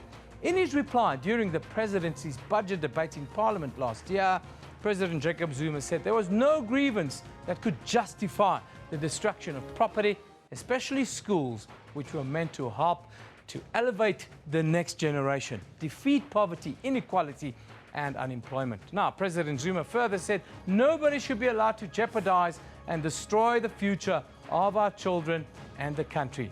The Department of Basic Education is still trying to find answers as to why schools are being targeted during protests. Now, the spokesperson for the department, Elijah Mhlanga, he joins us from Cape Town, the parliamentary studio. Elijah, great to have you with us. Thank you for coming through for us again today. Eben, good morning. Thank you very much for inviting us again. Our protests turn violent, and quite often schools are being targeted or are targeted to be burnt down and the like, to make a point to government or whoever's in charge. Talk to me about this scenario. How are you, as the Department of Basic Education, how are you grappling with this issue of the destruction of schools during protest? Well, even protests like those where schools are burned down are counterproductive because schools are used for a variety of reasons by communities. So if you destroy that very property that you'll need for a community meeting, for a funeral, or for a prayer session, or for whatever, you are really destroying the very facility that you depend on. And we feel that just from that point of view, communities need to reconsider the way they conduct themselves in terms of protest. But as far as the academic program is concerned, it has a long-lasting impact because every time there are disruptions, we lose time that we always struggle to recover from, because one day of not teaching or learning is a day that we may never recover, and it affects curriculum implementation as learners lose tests, learners lose essential exercises that are required for them to determine whether they can proceed to the next grade or not. So we always have to work around a catch-up plan, which is very expensive. We always have to push our learners and our teachers to stay in school for long hours trying to recover. And it tends to also disrupt the entire community because weekends are used for learning and teaching, whereas they could be used for other things. Just give us a quick update on Vuwani. Of course, that's been the hotspot that everyone's eyes been on for the last couple of years. Tensions continue to simmer there, doesn't it? Well, it does, but we are delighted that there's been some resolution in that area, and it looks like it's long term. And we are now working to ensure that all the learners there, and as well as the teachers, finally get back into the academic mode, because there was a lot of uncertainty at times when people wouldn't know when the shutdown would come next. But now we are glad that there is a long-term solution which seems to be stabilizing that environment in Vuwani a little bit. But it's not just Vuwani. There are other areas as well that have given us some sleepless nights. You'll remember that earlier this year in Bushbuckridge, about 4 schools in Mpumalanga were also set alight. And we had to go there as well and try intervene. So it has become fashionable for people to destroy buildings. And it's something that we really need to talk about and condemn as a country, because it is not good. We are always forced to go find money to replace and repair these buildings, and it affects the way and the plans that we have for the year. Ultimately, we all pay for that damage that is caused. But in the research that you guys are doing at the department and the engagements that you're having, what is it about some communities? And it's not only Vuwani, we see it elsewhere. We've had the problem in Kuruman and other places where communities, or in this case protesters rather, let's call it that, are quite prepared to sacrifice children's education and their future to have their demands met. What does the research say about that kind of thing? Well, you know, they're just preliminary indications that show that people understand and appreciate the fact that education is a sensitive area in South Africa, that government has prioritized it. So they know that if they disrupt education, they are more likely to attract the attention of the highest levels of authority. But at what cost? That's the question that we need to ask. It's something that we will continue to investigate, and we are now going into communities to talk to them and advise that they should use other means of protest. The Director General of the Department of Basic Education spent this whole time this year going to all provinces, and he met all 25,000 school principals to impress upon them to communicate through their SGBs with their communities to make sure that they focus on schoolwork and keeping schools open and making sure that we stabilize our communities. So that's one of the things that we really need to continue to do, to ask all communities wherever they are to make sure that they protect schools and education, because we spend a lot of money, as you might have heard already last week. The minister, in her budget vote speech, she did indicate that the education budget has increased, but it needs to increase together with the learning outcomes, the improvements, not us having to fix buildings that people have deliberately set alight. Elijah, in conclusion, we're asking our viewers a question today around protests in general. And the question we ask, we see sometimes people don't even know anymore why they're protesting. They just join. Kids join, adults join, and they just join, and sometimes it's overrun by criminality. Do you, as the department, do you see protests having lost a little bit of meaning and direction here in South Africa?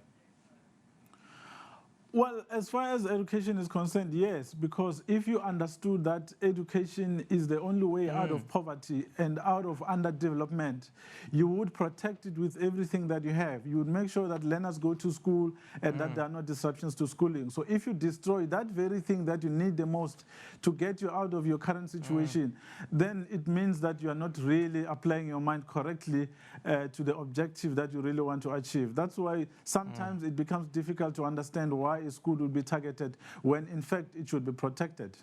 Yeah, it's very difficult to get your head around it. Elijah, as always, great to talk to you. Thank you very much for that contribution. That is Elijah Mhlanga. He's the spokesperson of the Department of Basic Education here in South Africa. He was live in our parliamentary student, and he says, how can you destroy the thing that will uplift you out of your current situation? It's something that I think we all have great difficulty to understand. You guys have been tweeting us on that question. Let's take a few of those tweets that you've been sending through. This one is coming in from Z. Okay, we're talking about smoking. Yes, this is about World No Tobacco Day.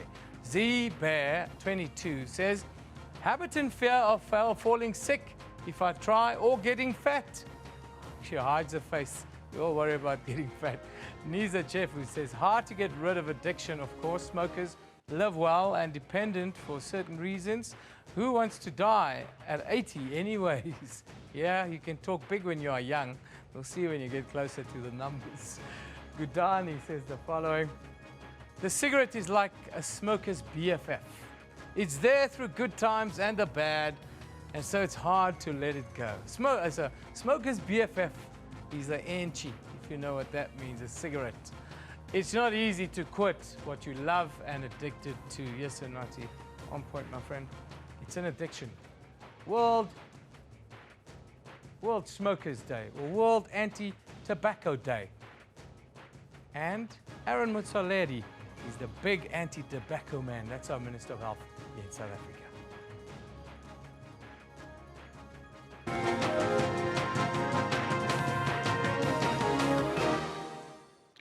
The past 10 years have witnessed a major turnaround in government policy on tobacco control here in South Africa. Within a relatively short time, government policy has changed from complete apathy to one where the tobacco control measures are regarded as some of the most progressive in the world. South Africa's tobacco control policy rests on two important pillars: legislation and excise tax increases.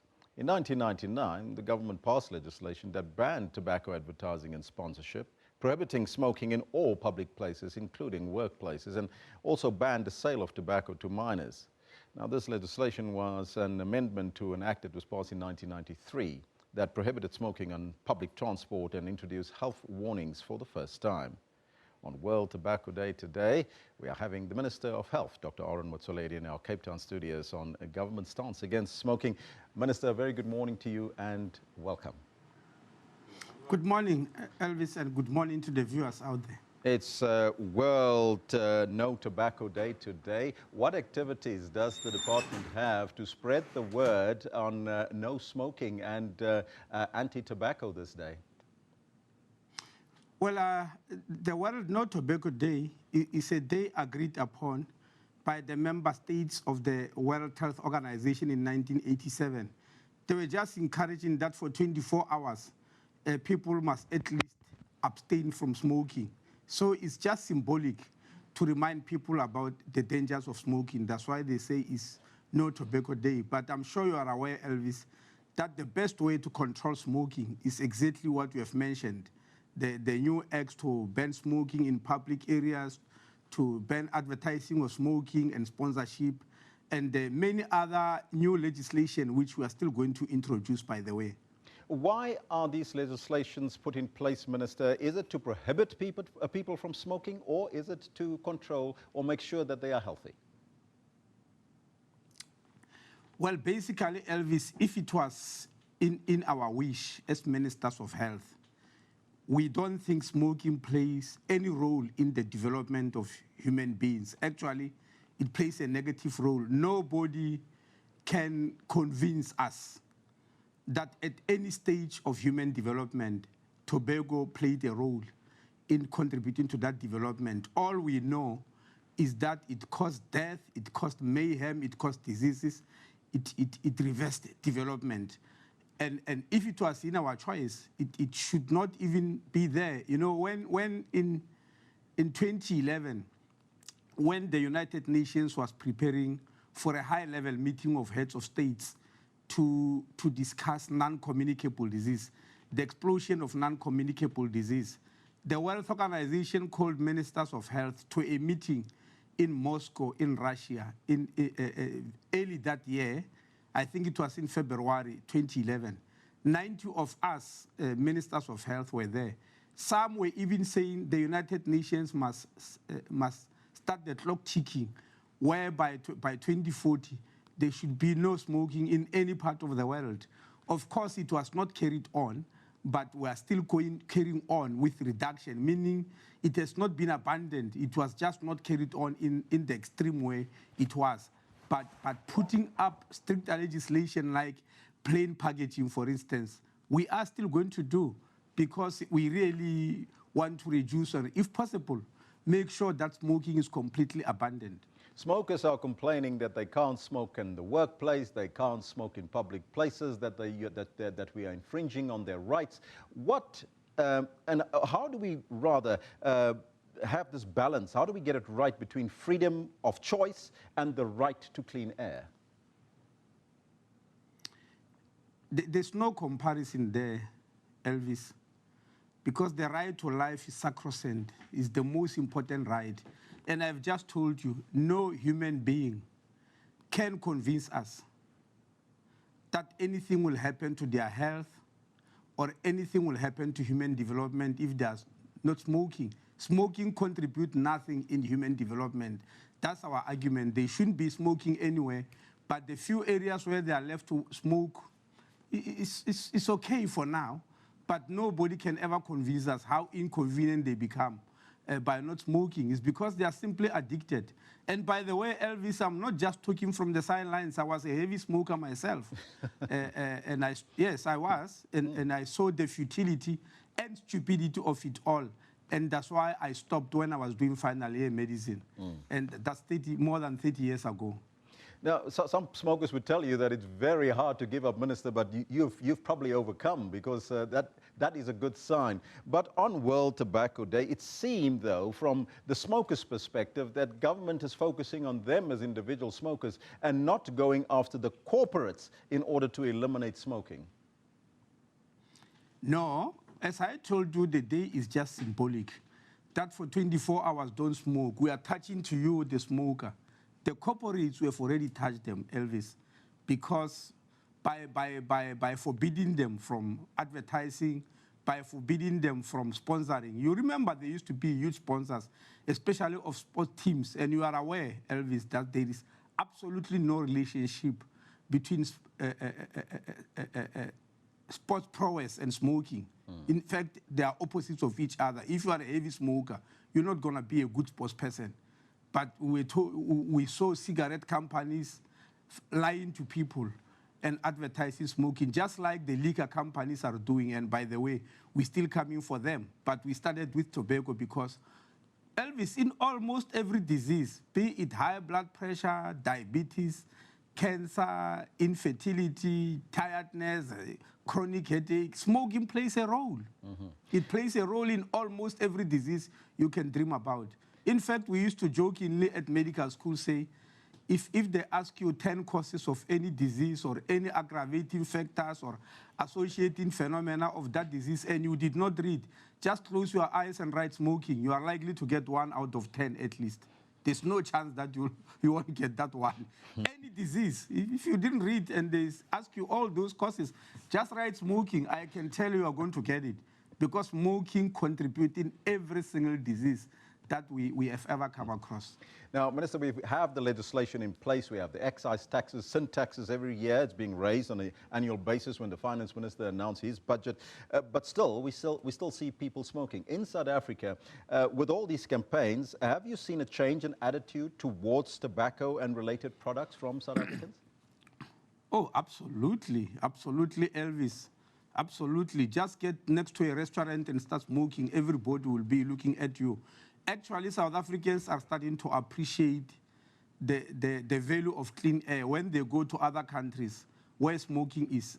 Just last week, I was in Berlin, in Germany. I was indoors because it was difficult to walk on the streets. They don't really have as tight laws as us. And every part of the street you smoke within a very few minutes. You know, we had gone there to attend the G20 meeting. And we're walking a few blocks from one hotel to the other.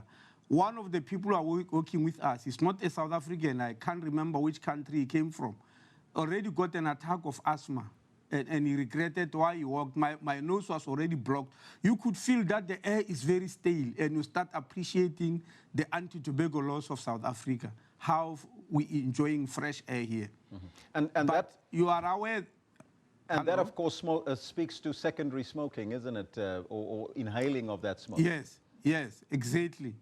But you're also aware that about 2 weeks ago, the Statistician General released the results of the South African Demographic and Health Survey. A study that was last done in 1998 has just been completed now, and the results were released. And it shows there, statistically, that the level of smoking has gone down. Among women, it's even, dramatic. It has dropped by 36%. Among men, it has dropped by at least 11%. So there is progress, definitely. On World Tobacco Day, Minister, very briefly, what is your message to smokers, number one, and to South Africans in general? Quit, Elvis. There's no quit. There is no value in smoking. Nobody can ever convince us. That is why, Elvis, you are aware that tobacco companies, including even the biggest of them all, the British American Tobacco Company, you are aware that they've been to court many times, and they always came back empty-handed. None of them could convince the judges about the value of smoking. They've lost all the cases in the US, in Australia, in Ireland, in UK. They've lost cases all over. Even here in South Africa, they've lost a case. So because nobody can sit in front of a judge and convince them how their life, has been interfered with by not being allowed to smoke in all areas. Because smoking has got no value. So my message is quit while there is still time. And I really thank those ministers in government who, when we started this campaign, quitted.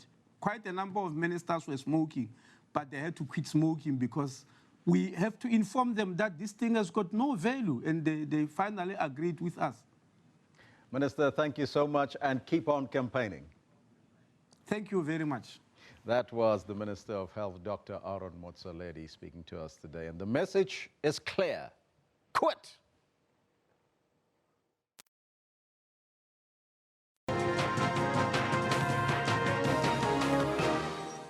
If it only was that simple. Yes, World No Tobacco Day is observed around the world every year today, May 31. The intention is to encourage a 24-hour period of abstinence from all forms of tobacco consumption around the globe. The campaign, sponsored by the World Health Organization since 1987, seeks also to highlight health risks associated with tobacco use and encourage governments to adopt effective policies to reduce smoking and other forms of tobacco use. According to the WHO, tobacco kills more than 7 million people around the world each year. The number is expected to rise unless anti-tobacco actions are increased to discourage people from using these products. Smoking causes many types of cancer, as well as heart disease, strokes, lung disease, and other health problems. The theme for this year's No Tobacco Day is Tobacco, a Threat to Development. Now, that's interesting. The Executive Director for the National Council Against Smoking, Severa Khalidin, joins us in studio to talk about exactly that. Very good morning to you, Severa. Good morning. Why do you say tobacco use has a direct effect on poverty? For several reasons, actually. Tobacco is a product that costs quite a lot in South Africa. And if you just assume that people are smoking 3 packs a week, they're spending between 120 and 150 Rand a week, and that adds up to more than 1,000 Rand. Cancer has calculated that at a minimum rate, it's 11,000 a year. And what we find, there are evidence-based studies done by UCT, which shows that families that are poorer are pushed into lower levels of poverty when there is somebody that is smoking, and if they were in, whatever level. So if you're at poverty level, you'll go even further down. If you were just a low socioeconomic group, you will go further down. The other thing that happens is that money that could have been spent on education, on health, on transport, on clothing and food is redirected to tobacco. A third way is asset accumulation. Yeah. So it might not necessarily be that you have to pay for a home or pay for a car, but you could have other assets like contribution to education that you are not spending your money on if you are spending it on tobacco. So that is one very important way. Another way is that you get ill. you could have respiratory diseases. So you're not going to go from smoking to death. Yeah. It's going to be a gradual accumulation of disease. Yeah. And even if you use the public health system, you have to pay for transport. Yeah. Or you might not go to work. And if you are not full-time employed, you lose your day's salary, Yeah. which is an addition to what to the other costs that I explained. Then the public health system is also paying for your healthcare costs, which means as a country, we are losing resources and it's an economic loss as well as a health system loss. How are we doing enough to help people to quit smoking? Because it's not easy to quit smoking. It's a very tough thing. It's very, very difficult. And the reason it's difficult is because nicotine is addictive, okay? And so some effort is required on the smoker who wants to give up, but there are tried and tested remedies, as simple as decide when you're going to quit. Decide what you're going to do when you have a craving. So instead of not smoking, you're going to eat a piece of fruit, you're going to have a glass of water, you're going to talk to a friend, you're going to play with something fidgety. A fidget spinner. You know, you're going to listen to a song that you like. You've got to have a substitute behavior for the unhealthy behavior, because it's also a habit. Yeah. And the good thing about finding it difficult is it might last for 5 or 6 days. You know, it might last for 15 days, but then your behavior, you're going to find it easier to adapt to the new behavior. The other benefit is to motivate yourself. Why do you want to quit? Yeah. Is it for your own health? Is it to live longer for your family? Is it to spend time with your children? Is it to look good? Because smoking also impacts the way you look.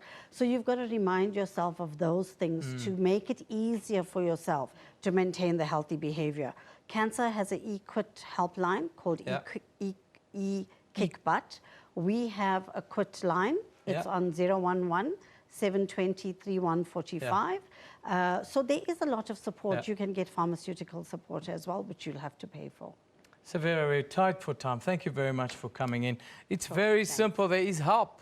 You can get help if you want to quit smoking. Kendall has. Let's go over to the sports desk.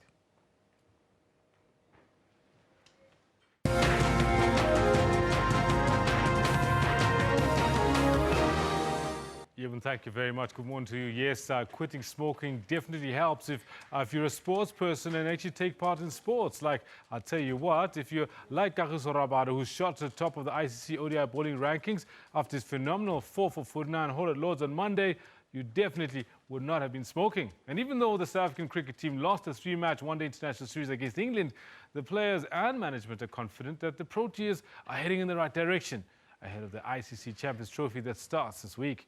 The Proteas begin their campaign against Sri Lanka at the Oval in London on Saturday. The Proteas lost the first match against the English at Headingley by 72 runs. 3-match series, first strike for England. They followed that up with a near win in Southampton, losing on the final delivery by just 2 runs. But it was a marked improvement by the Proteas batting lineup, with Quinton de Kock, AB de Villiers and David Miller scoring half-centuries. The South Africans thrashed England by 7 wickets in the final clash of the series at Lords in London on Monday. Proteas coach Russell Domingo believes that the emphatic win has consolidated their preparations for the tournament. South Africa has been drawn in Group B and will play Sri Lanka, India and Pakistan. Every international game's got importance. So whether you 2-0 up or 2-0 down, we try and approach it with the same sort of intensity. And there are a lot of benefits and a lot of positives for us over these last 2 games in particular that we can take forward into the Champions Trophy. So pretty happy the way things have panned out for us. Spearheaded by Kagiso Rabada's 4 for 39 and beautifully complemented by 3-wicket hauls from Wayne Parnell and spinner Keshav Maharaj, the maiden ODI victory at Lords was the first time on tour that the South Africans had taken 10 wickets, albeit against the near second-choice England side. And the young Rabada, who's just become the new #1 ranked ODI bowler in the world, shares his coach's sentiments. We've got really good players, amazing talent, experience as well. We've been playing some good cricket. If we win the game before, we've won the series. To win this game now will give us some confidence. But I feel, the teams that are in this championship are really strong, and so we've got some really good names, and if we play really well, we can win this thing. Proper begins with the hosts, England, taking on Bangladesh at the Oval on Thursday. Samantha Mari, SABC News. Now, while all this is happening, South African Rugby has submitted its bid document to host the 2023 Rugby World Cup at World Rugby headquarters in Dublin, Ireland. The federation believes that it's presented a compelling case to host the tournament. The book, in the form of an 827-page document, outlines infrastructure, environment and climate that South African Rugby believes would allow World Rugby to showcase the very best it has to offer. It also points out that along with England, South Africa is one of only 2 countries to have hosted the football, cricket and rugby World Cups before. An impact study commissioned by South African Rugby suggests a 27 billion rand economic impact, some 38,000 jobs and a 1.4 billion rand tax benefit to government. Ireland and France are also bidding. The successful applicant will be announced on the 15th of November. And that's where we leave it for now with the sport. We'll be back shortly at the top of the hour with more news, more analysis. You're watching Newsroom.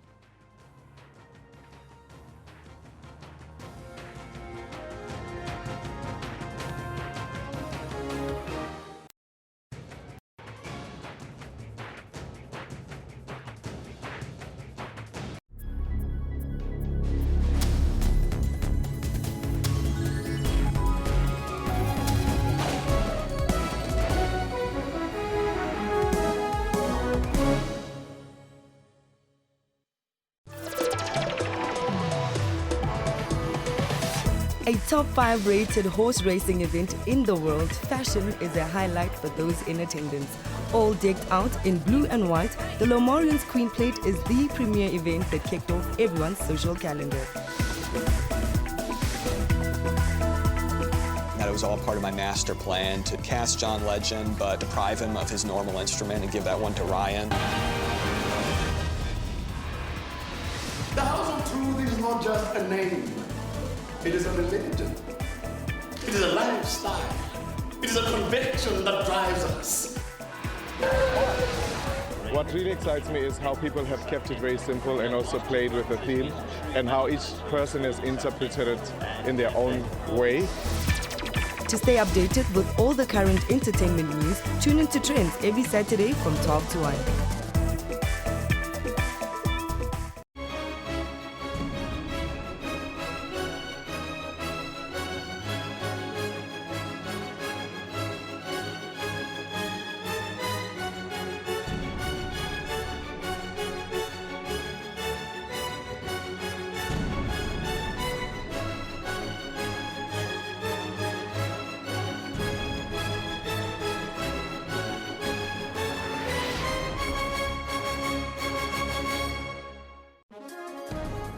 Rights and recourse tackles constitutional issues.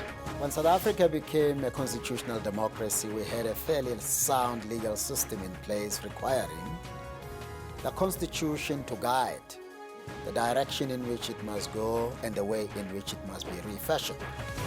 The Justice Ministry, the custodian of human rights. We actually have a plan to come up with a comprehensive review of our human rights instruments. Advocates dealing with evidence. Sometimes you have to use a crook to catch a crook. So we expected that their credibility would really be taken to task. You try and consult your witnesses and prepare them as best as you can. Hashtag Rights with Dumila Matez on legal issues every Sunday at 2 o'clock Central African Time. The Law Society has slammed notices sent to 4 universities to jack up standards or risk losing their LLB courses. The Council on Higher Education issued a stern warning to the universities to conform within 6 months. I think it will affect the university. I think outside the law faculty, there's a funding issue.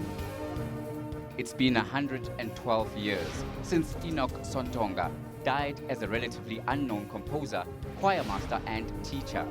But today his legacy lives on through his greatest composition, Nkosi Sikeleli Afrika. For all your news updates, stay tuned to Your World from Monday to Sunday.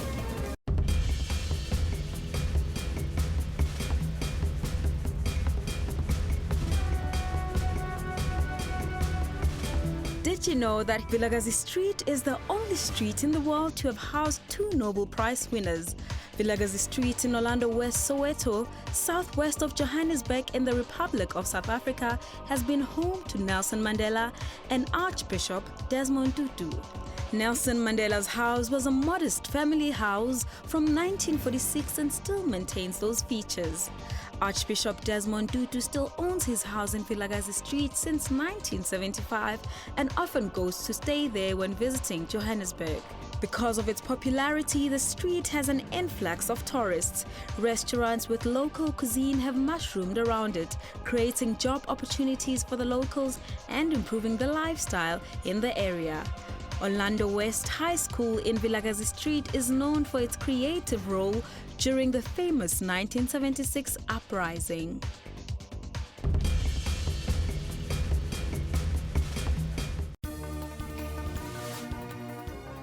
Well, a very good morning and welcome to AM News Live at 10:00 hours across all Central Africa regions.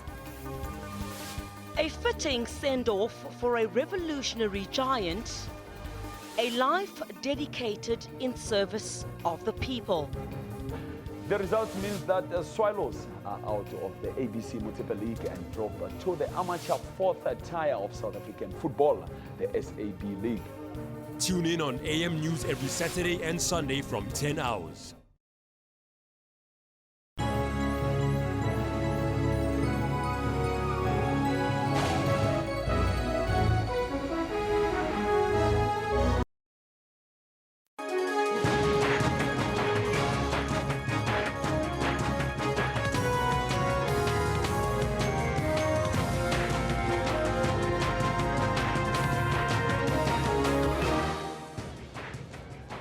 This is the final hour here in the newsroom. I'm Elvis Preslin. Kendall Makamati. We'll be with you until 12 o'clock. Jumbo Africa today. World No Tobacco Day. World No Tobacco Day today. And that's why we're asking a very good question, Kendall. Now, you've overcome. You've quit smoking, right? Yes, I've quit smoking. It's been 2 years since I had a cigarette in my mouth or in my hand. But you know what?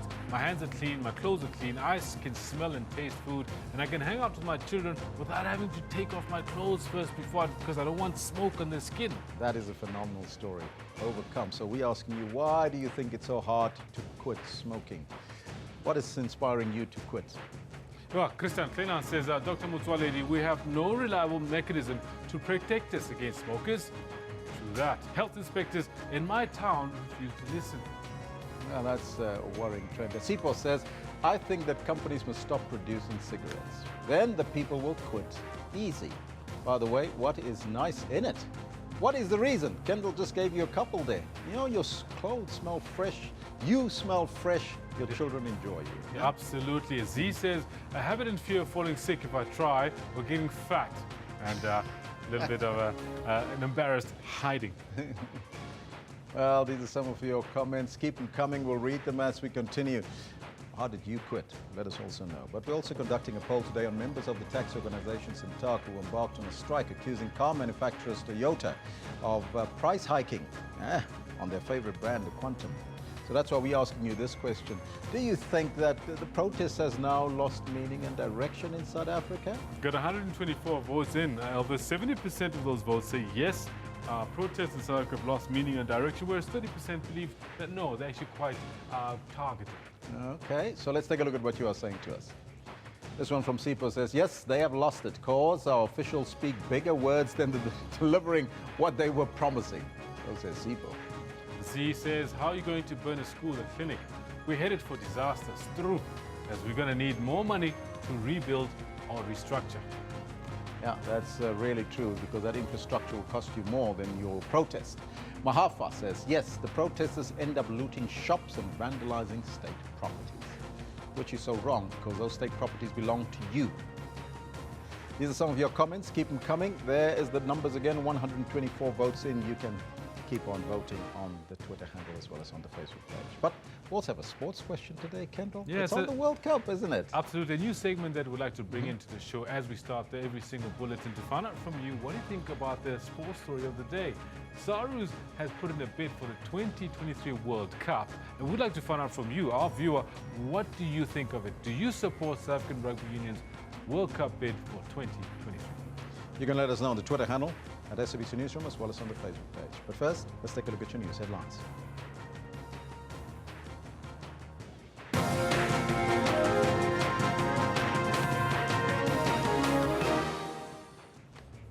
Police have been deployed in the Greater eThekwini region in KwaZulu-Natal as members of the taxi organization Santaco embark on a strike.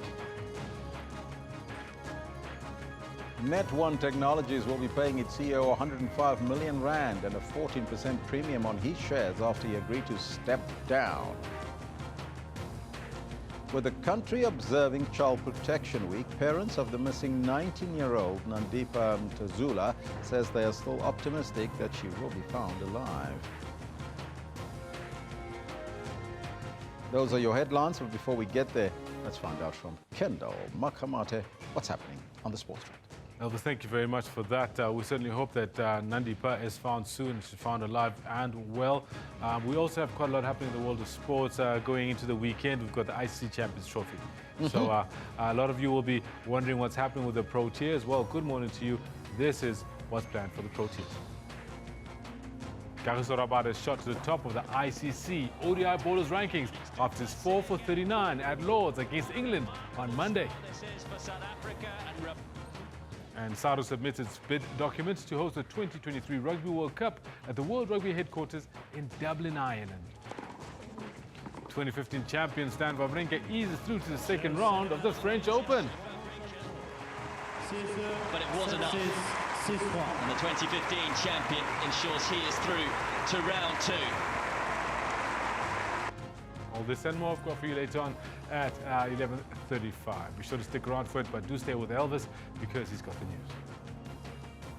Police have been deployed in the Greater eThekwini region in KwaZulu-Natal as members of taxi organization Santaco embark on a strike. Various roads in the Greater eThekwini region have been blockaded by taxis in preparation for a march to the Toyota plant at Prospecton near Sipingo, south of Durban. The organization is accusing car manufacturer Toyota of hiking the price of popular taxi brand Quantum. The strike is expected to affect thousands of passengers in Durban who will be left stranded. This is the initiative of the industry in KwaZulu-Natal and in the parts of the country, and the industry have just decided to come together to say enough is enough when it comes to a company which has been bleeding them for all the years and that they are not getting anything. I've got Mr. Boy Zondi, who is the chairman of the province, who knows the ins and the outs. I'm here to come and give a support as the national president of Santaco to say that whatever they are concerned, and they are the ones to raise this concern, but whatever their concerned are, it will be supported by the national body. I think what they have done today, it's a precursor as to what would be happening in South Africa very soon if both the government and business are not going to listen to the taxi industry. I think that's my presence today, to come and give support, to come and hear what are the concerns of the taxi industry. Mr. Boy Zondi is the chairman of the KwaZulu-Natal Santaco. He is also the second deputy president. And I think he is the most important person at this particular stage to give you the ins of the memorandum. Thank you very much. Mr. Taibash, thank you very much. Maybe then let me just bring in Mr. Boy Zondi. I know that you've been held back in this massive convoy that has been making its way down from the N3 down to where you are. But thank you very much for joining us as well. Take us through now the memorandum. Taxi operators are saying they can no longer manage these very, very high installments, and many of their vehicles are also being repossessed. Thank you. Good day to you and the viewers at home. You are correctly putting it, and thank you from our president for being part of this. We know that we hijacked him, but that is the job. Yes, taxi operators in KZN have came to us as the leadership, and they have said, what are we leading them for if we can't sort out their issues? And we've asked them, what are the issues? We thought we were sorting out the issues. And they said, Toyota, but not only Toyota, all the manufacturers, every 3 months are increasing vehicles, and they end up not being able to pay for vehicles. But the reason why we are at Toyota is because the taxi industry in South Africa mainly uses Toyota. And they said, no, we need to start with Toyota, but we'll be going to all the manufacturers, raising the very same concern. But it does not only stop with the manufacturers. It seems as if people have colluded against the taxi industry. The banks, the insurance company are doing the very same thing. You are paying a premium for a taxi that you will pay for a bus that is carrying 65 passengers. So we are saying as the taxi industry, somehow somebody is planning to destroy the taxi industry somewhere. So that is why the taxi industry have decided that today is the start of too many things that will be happening in the country, but mainly in KZN. But we will be asking all provinces to support us like they have done today. It's not only KZN. We've phoned other provinces, and they've came in numbers to come and join us to this march. So we will be handing over this memorandum to Toyota, and we would want to sit down with them. We're giving them 7 days to respond to us. If they don't respond to us, something bigger than this is coming, which I'm not going to be able to say. But besides this one, we've also planned another march. It will be happening on the 15th of June in another province, which we don't want to say right now, because there is another financial institution which is a killer of the taxi industry, whereby you find a taxi operator paying 15,000 rand for a vehicle, whereas in other financial institution you will pay 9,000 rand. But we are going there. Soon we'll be knocking at their doors. Well, there you have it. That is the protest in KwaZulu-Natal. Now, there have been 188 media-reported community protests this year. That's just over half that occurred in the last 2 months alone. Burning, looting, stoning, and destruction. This is the current atmosphere in some parts of the country right now. The Center for the Study of Violence and Reconciliation says that protests of this nature are the result of genuine concerns from community members, but criminal elements soon creep in. Once that happens, government leaders focus on the criminality and neglect the community's original concerns. Now, earlier we were joined by Karen Runciman, a senior researcher, Center for Social Change at UJ, to discuss the reasons that people turn violent during protest.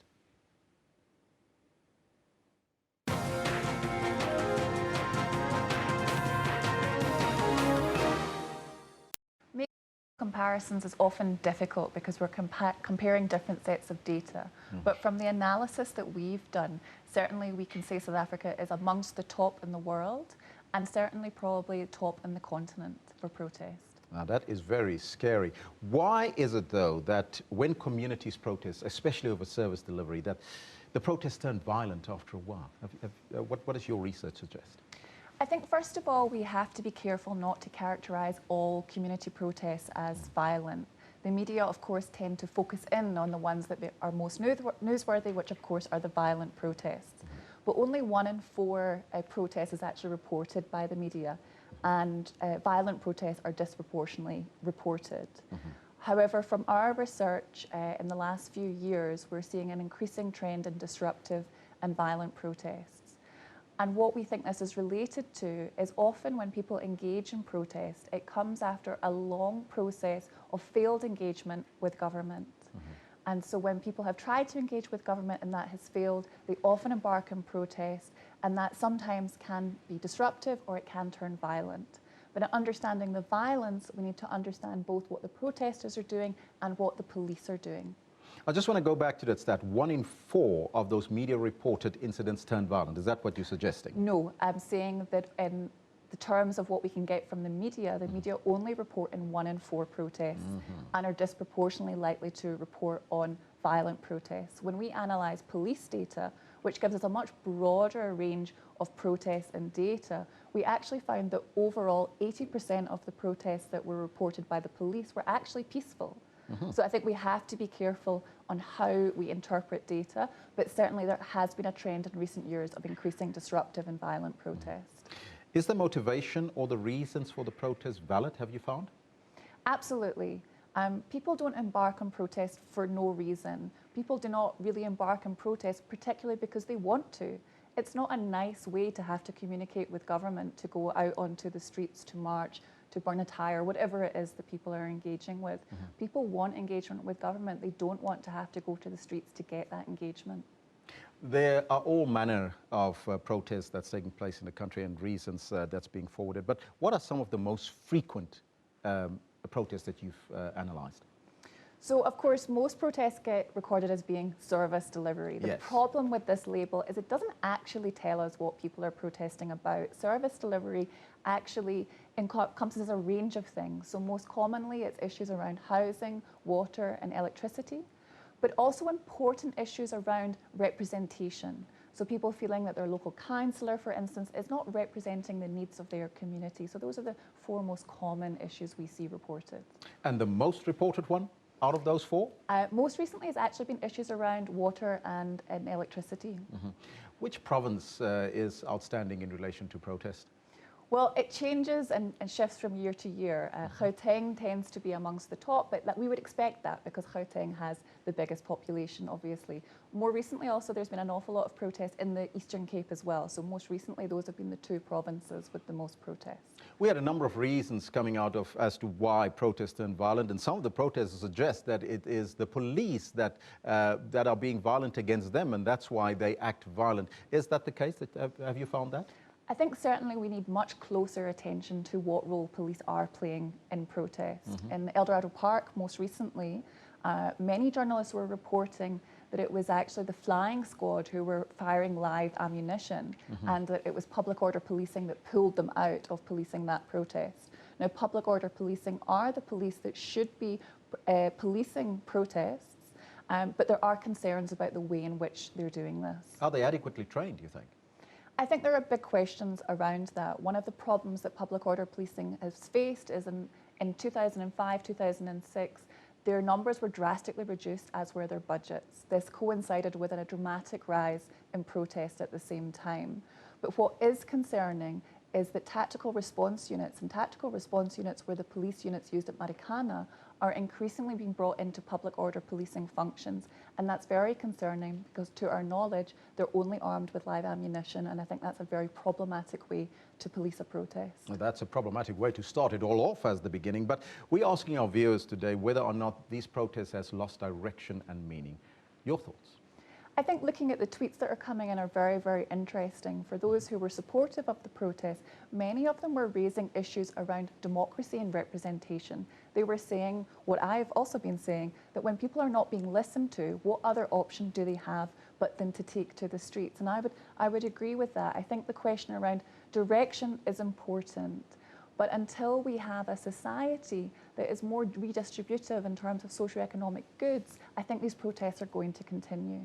After conducting the research, what are some of the recommendations that came out of the report? Fundamentally, we need to rethink the structure of our economy. At the heart, what these protests are about inequality and the failures of post-apartheid democracy. We know about our high levels of unemployment, we know about our high levels of inequality, but we need to start doing something to change this. At the same time, we also need to rethink processes around local government. People really want to participate in the decisions that affect their lives. They don't want just to be casting a vote once every few years. They want to be actively involved in government. And today, our channels of participatory governance aren't really working, and that needs to be rethought. Well, there you have it. So what do you make of that? Are these protests, have they lost their meaning? Let's take a look what we are saying in our poll. Have protests lost meaning and direction here in South Africa? Well, so far, 125 votes in. 70% of you are saying, yes, these protests in South Africa have lost their meaning and direction. Only 30% says no. It's still on track. Let's take a look at what you are saying to us on the Twitter handle at SABC Newsroom as well as on the Facebook page. Sipho Mthembu, he says, yes, they have lost it because our officials speak bigger words than delivering what they were promising. This one from Z says, how are you going to burn a school, a clinic? And we're heading for disasters, true, as we're going to need more money to rebuild our infrastructure. Now those are all some of your comments coming through. We'll read them as we continue today.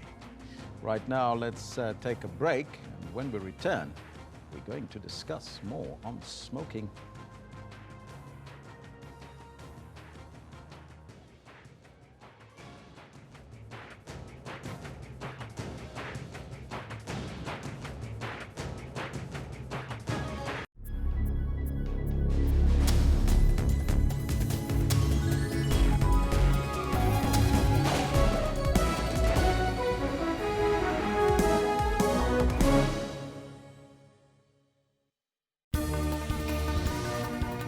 We make sure to be where news is happening, both locally and globally. For the latest business news, stay with us. From South Africa to the world, we've got all your latest sporting news.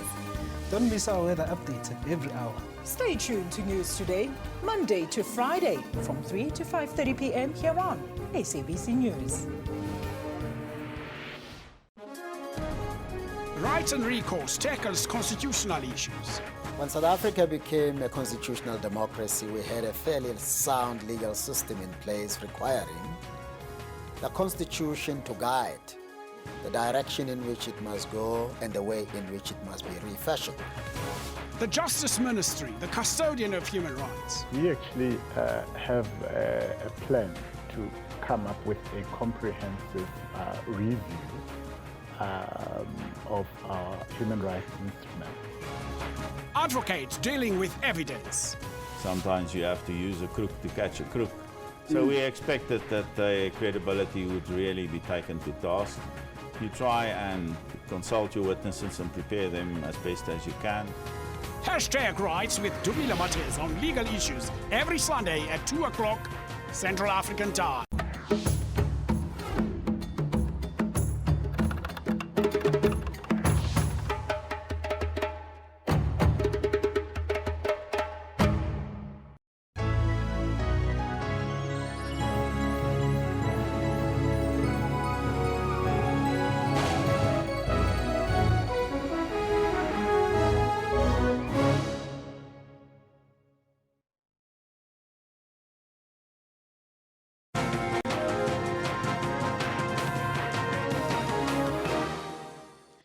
Well, we continue with our discussion on No Tobacco Day today. It's a worldwide phenomenon.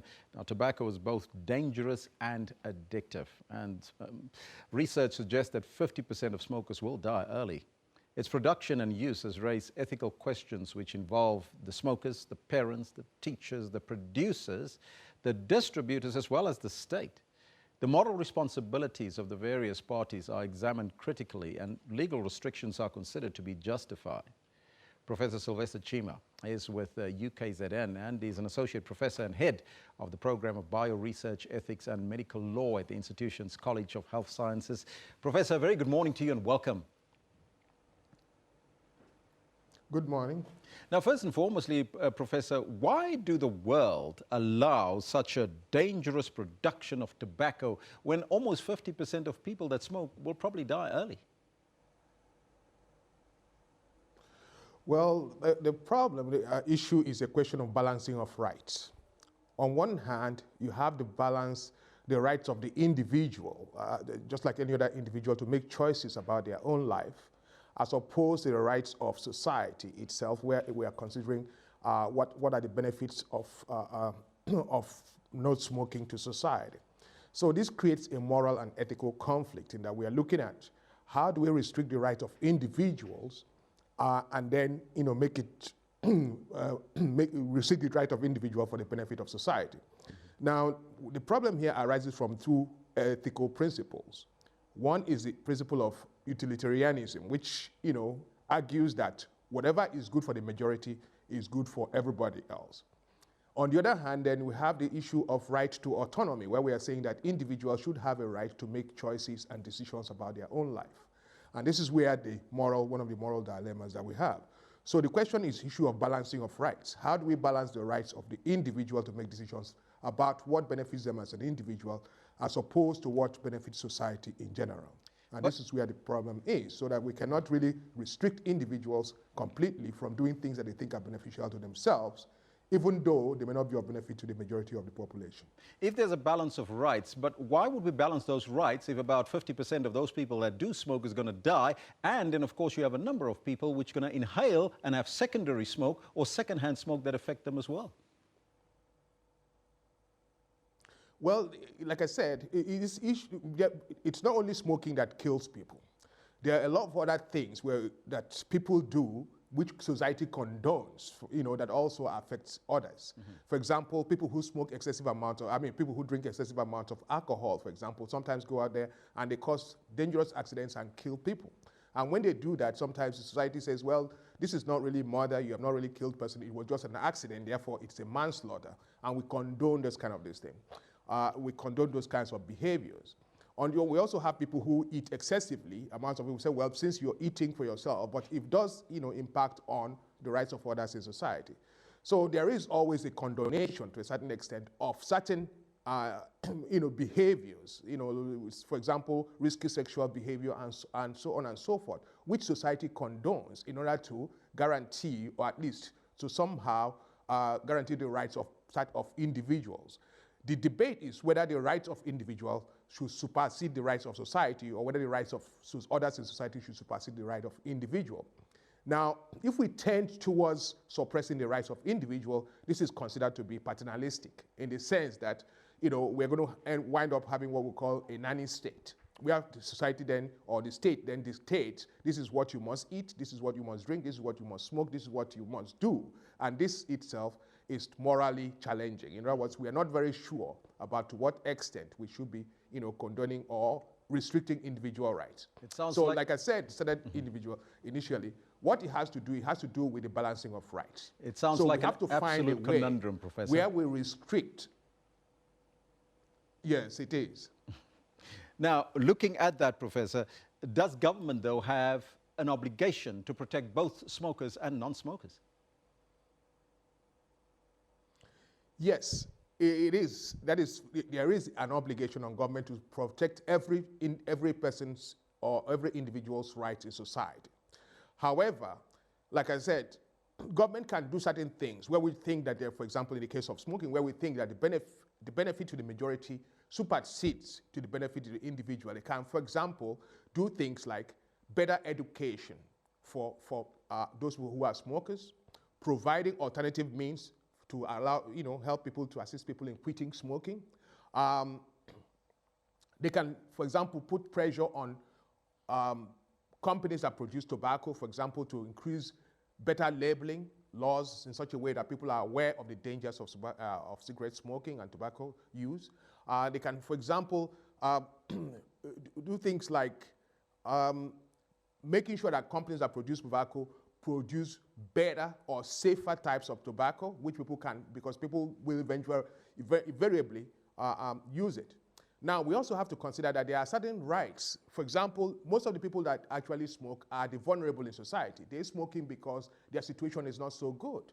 So they are finding ways to relieve the stress, to relieve the anxiety, and to relieve the pressures of day-to-day living. Therefore, we have to make sure that when we are restricting rights, we also make provision. That's what we are saying. We're encouraging them.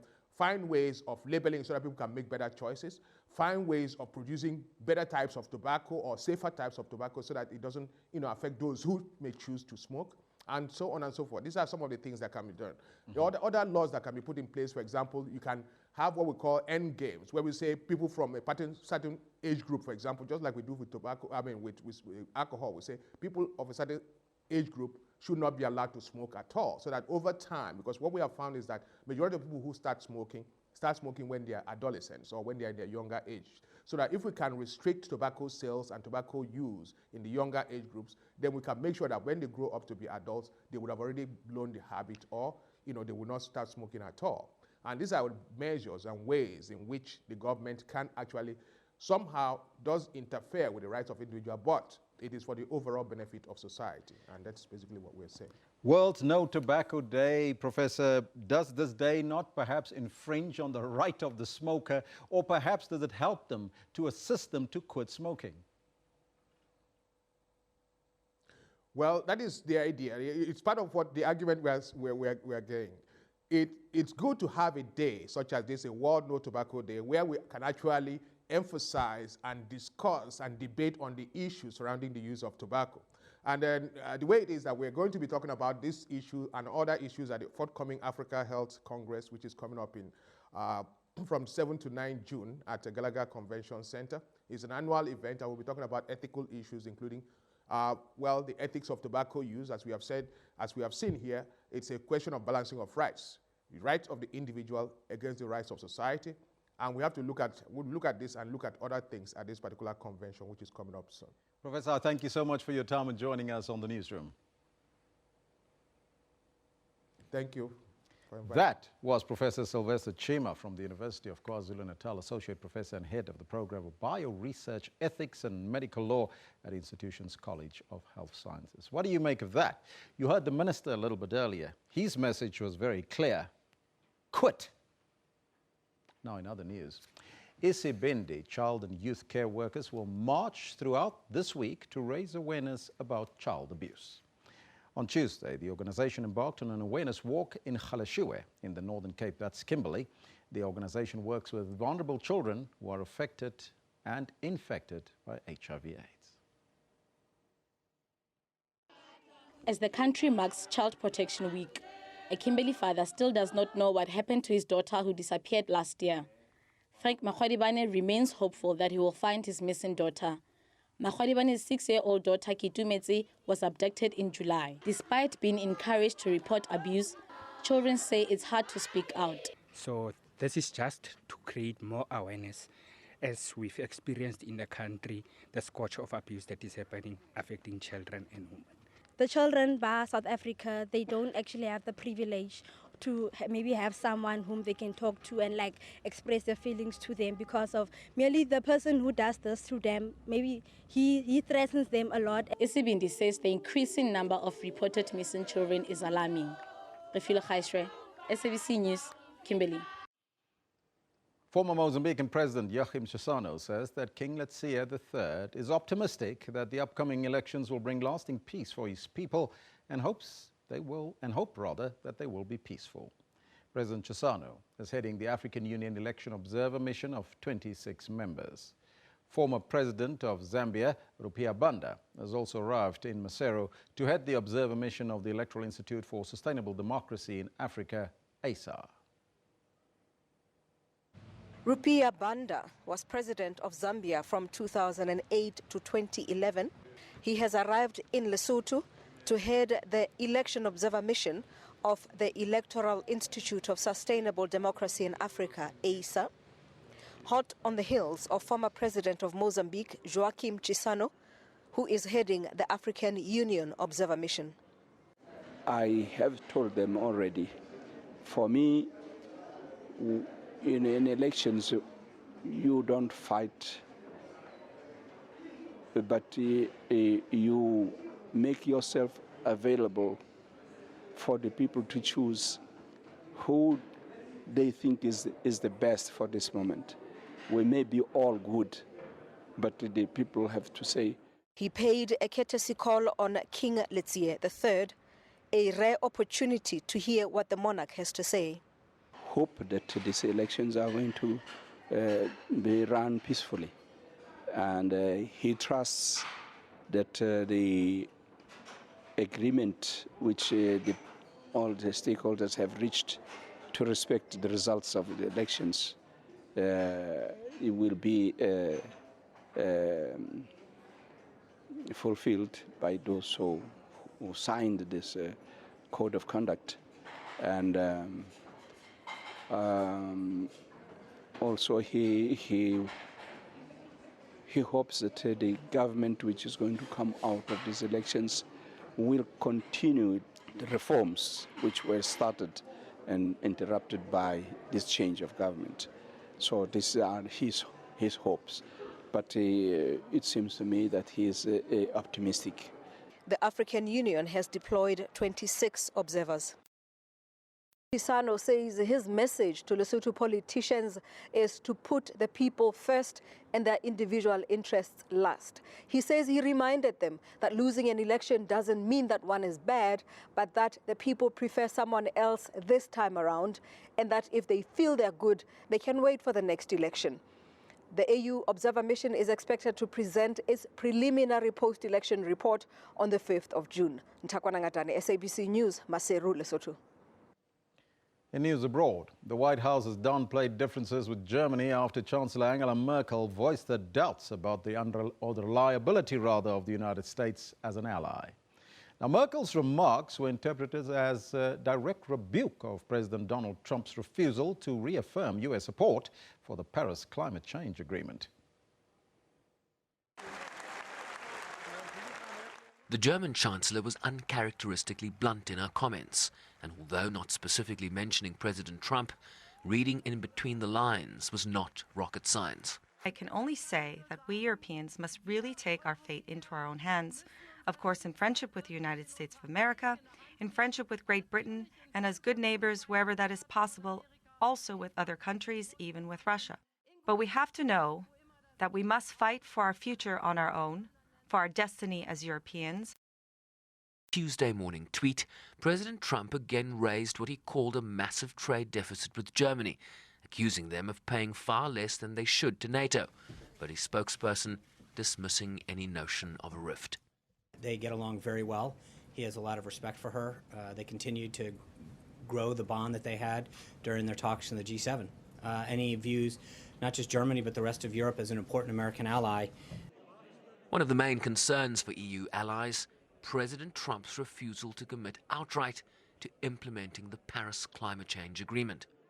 President previously called climate change a Chinese hoax, while several countries have urged the United States to maintain commitments made by former President Barack Obama towards the Paris Agreement. Sherman Bryce-Pease, SABC News, New York. Well, that's your news for now. Kendall Makamate standing by with your sports news after the break.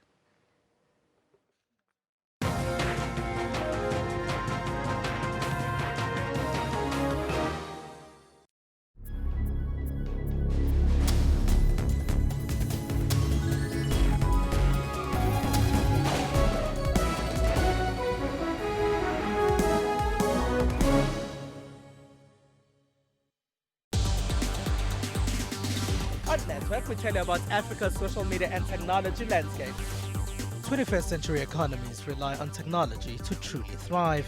We have quite a comprehensive portfolio of interventions in the tech entrepreneurship space. And Africans are using tech and social media to solve the continent's unique challenges. App Nigeria is an online marketplace. Radio Vibe is a social media platform for radio music. That's Network with me, Spumelele Zondi, every Sunday at 7:30 p.m. Central African Time.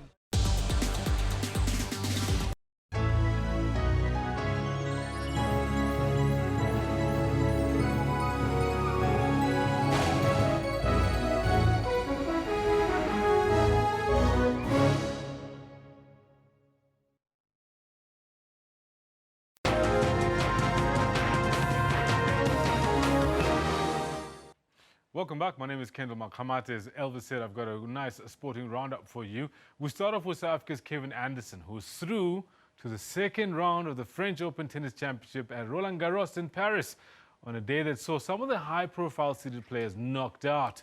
Anderson beat Tunisia's Malik Jaziri 7-6, 6-3 and 7-6.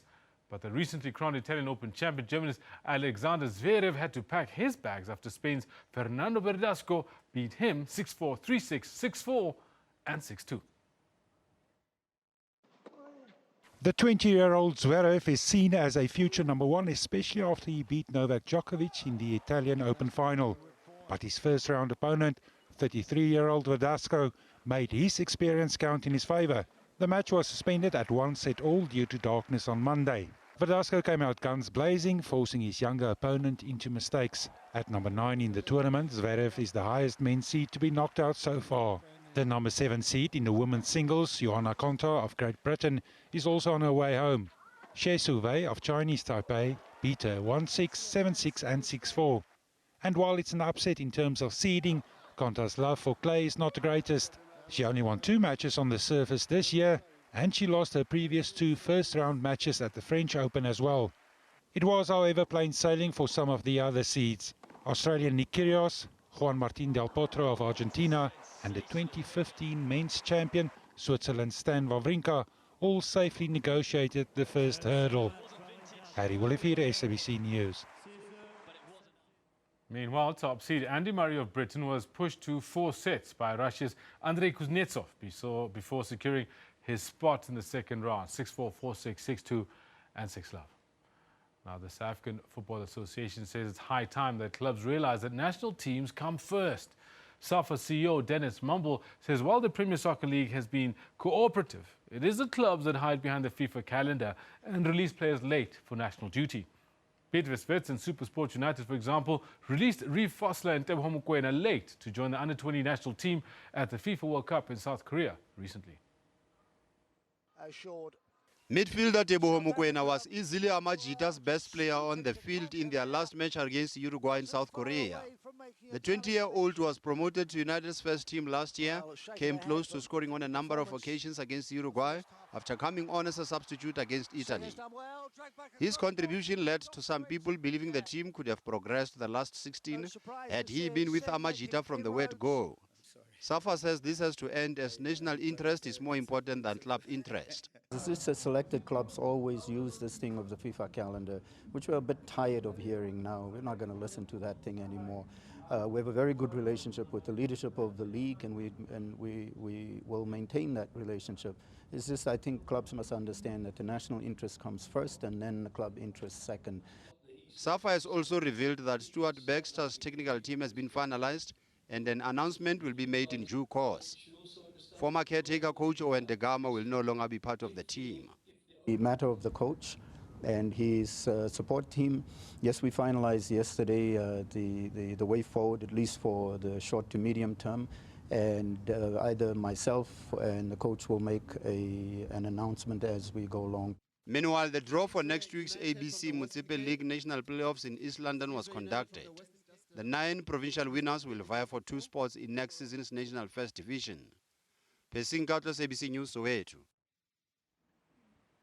Now, earlier this week, I had Vivian Mahotlo from Alexis Centurion, Jasmine Mahlakane, who's a player agent, and Mamelodi Sundowns midfielder Teko Modise to talk to me about the important relationship between brands and sports personalities. I started by asking Vivian from Barlowood Lexus about what informs a sponsor's decision to partner with a brand. It's important to look at where the players come from and what kind of social life do they socialize themselves with, and what influence they have in the continent. Because obviously sports is loved all over the country and all over the continent. So we go around looking at some of those aspects, your social media, what you influence in people, what does the people look at when they look at you as an ambassador. So that's more or less what we look at. Okay, now Dick, I'm going to come to you just now, but before I get to you, because for me, you're really like the nub of the matter, because we're talking about you are the sports personality, you're the brand. But before we get to you, Teko, I just want to check with you, Jasmine, how do you identify which brands work for you? Usually if they're bad, we don't look at them. No, I'm kidding. No, I think firstly you look at how the brand is being recognized in the market. And I think one of those is, for example, Lexus, as an example, what Vivian is talking about. As a great brand of a vehicle, it's one of those brands that you easily can associate with. However, it's not easy in the sense of affording a footballer that kind of a brand. You have to look at the type of footballer or sportsman that can easily fit into the same brand. So within the stable, I'll then look around and say, who fit this type of a brand and the lifestyle of the kind of people. I mean, for example, Tico will never fit that kind of a brand because he's not a Lexus guy, but he is another brand. So in this case, somebody like Happy Jele, somebody like Spiritual will fit. In Tico's case, he'll be a GTI kind of a guy, which is the fast guy. He's the kind of guy that young guys and kids in the township associate with. And I think that's where you start looking. So it's not about just getting a brand and then attach it to the footballer. And equally, it could be about which one don't you need around your footballers. Very interesting. Now, Tico, this is where you come in now. You had a bit of the reason I'm laughing is because you're a little surprised that Jasmine saying, oh, fast brand. You know, Tico, here's a question for you. When you started playing football, did you ever consider yourself that one day you'd be sitting in a studio talking about yourself as a brand? To be honest, no. All I wanted to do was just to play football and enjoy football. I never knew where I would be. But in terms of me being a brand ambassador for a dealership like VW Soweto, that's something that has never came into my mind. But I mean, you know how football is, and especially these days, you know, brands now looking at footballers differently. I'm glad that the perception of how footballers used to behave and it's changing a little bit. So I'm in a fortunate position. With that said, you're a football player. Your thing is to ply your trade on the football pitch. Yeah. You play to the whistle. And yet you've got so many people clamoring for your attention, be they dealerships, be they computer companies, all sorts of different blue chips. How does it feel to be in that space where there's so many people looking for your attention, people you never even thought would be trying to speak to you, and now they are? How does it feel? I mean, it's surprising as much as it gives a lot of pressure as well, because you know that you're representing a different kind of brand, and as for me as a footballer as well, you know, you tend to take certain things very seriously, as to how you articulate yourself, and especially also how you behave as well. So those are kind of difficult things, especially when you're under a microscope. But I mean, as a total footballer who's very professional about their job, it becomes easy as well, because as you know that there's certain ways that you need to live your life, and if you live a certain life, you know, good things will come. You know, I'm going to come back to that because I think that's quite key in terms of our footballers and other sports personalities who make it big and have got a lot of attention on them, and also all those pressures that come with it. From you, Vivian, we know this relationship is not always rosy. Just now I read a story about how Tiger Woods is in the news for the wrong reasons. Again, we've been all waiting for him to come back into the field of play. He almost made it, didn't quite make it, he's not there. Now all of a sudden he's arrested for a DUI, and maybe there's also drugs involved. What happens in cases like that? For example, also Maria Sharapova, she had her own case of doping in sports, and so on and so forth. Lance Armstrong. How do you manage it from a sponsor perspective, from a blue chip company perspective, when that happens with one of your brands? I think because it's easier for us because we monitor the guys every weekly. You know, we watch what they say, we watch what they do, we follow what they say wherever they go.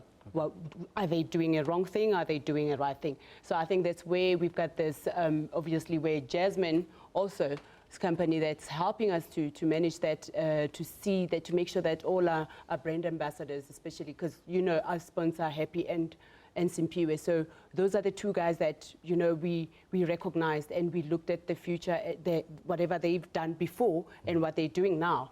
So those two, it works hand in hand with, and it makes it easier for us to basically just track all those to eliminate all those kind of things where, you know, they end up drinking and driving or doing such things. So it's easy for us to maintain that by monitoring every weekly social media, whatever they do, we own them. Clearly there's a lot of work in terms of your preparations as well as the maintenance, and I'm just talking at it from a business perspective, but it must be quite heavy to be knowing that like a whole lot of people are watching your Twitter account, what you're posting on Instagram.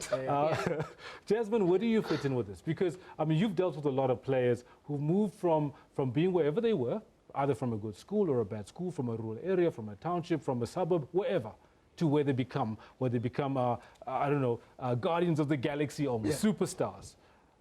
How do you manage that? I always eliminate superstars element. I always say human beings.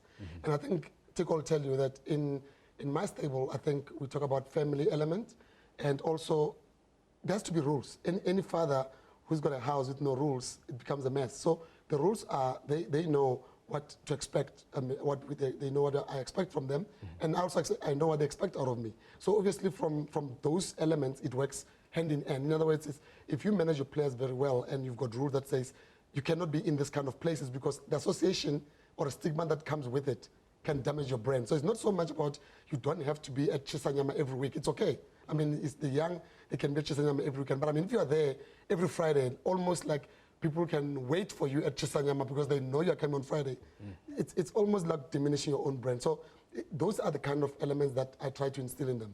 Whilst I'm talking about what not to do, I also talk about what to do. So it's important to become a human being, because it's also so nice for people to say, we met Tiko at the mall. He's such a nice guy. I mean, he gave my son an autograph without raising a finger. So those are some of the elements that I try to instill in my players. But the most important part is they have to be grounded and be human beings. Because once you become a superstar, this is what happens with you. A lot of things go wrong because you also forget. I get that, and thanks very much for that. But now, before I let you go, Tiko, one last word for our prospective human beings who ply their trade in the field of play and become and have adoring fans. What would you say to a young man or woman who's about to hit superstardom, and not to use the word that you didn't want me to use, but who's about to be seen as a superstar by the rest of us? What would you say to them in 30 seconds or less, please, Tiko? I mean, of course, it's difficult when you be labeled a superstar, and especially it becomes more difficult when you're a footballer who thinks that you're a superstar, so now you become untouchable, so nobody can speak to you. So I think it's always to remember where you come from, remember why you're doing that. I think that's the major thing that will always keep you grounded, because you know why you're in for. Tiko, thank you so much for coming through. And once again, I never got to meet you to congratulate you for everything that you and your team have done over the last 18 months. Hard luck on coming in second. But having said that, you've flown the South African flag super high all over the world, and we really appreciate what you've done. Thank you very much. Now, Tiko Modise from Mamelodi Sundowns, as well as we've got with us Vivian Mahlakani. No, Vivian Mahohla, I beg your pardon. I'm married to her. Might as well just get married. I hope your better halves don't sue me for this. Vivian Mahohla from Bollywood Lexus dealer principal out in Centurion, and Jasmine Mahlakani is a player agent speaking to us about how to manage all the things that come with being, a famous footballer or sports star in South Africa. There you had it, Tiko Modise himself saying that, always remember what you got into the sports for. Just keep your feet on the ground, make sure that you don't get it all go to your head, and make sure that you have people like the Jasmines and the Vivians keeping you grounded, so you don't lose your head and start doing things that will get you in trouble later on as a famous sports star. That's where we leave it with the sports for today. I'll be back tomorrow with, is it tomorrow? No, I'll be back on Friday. The rest of the team will be with you tomorrow. Make sure that you stay close and watch what we've got prepared for you for our Thursday on Newsroom. Until then, listen.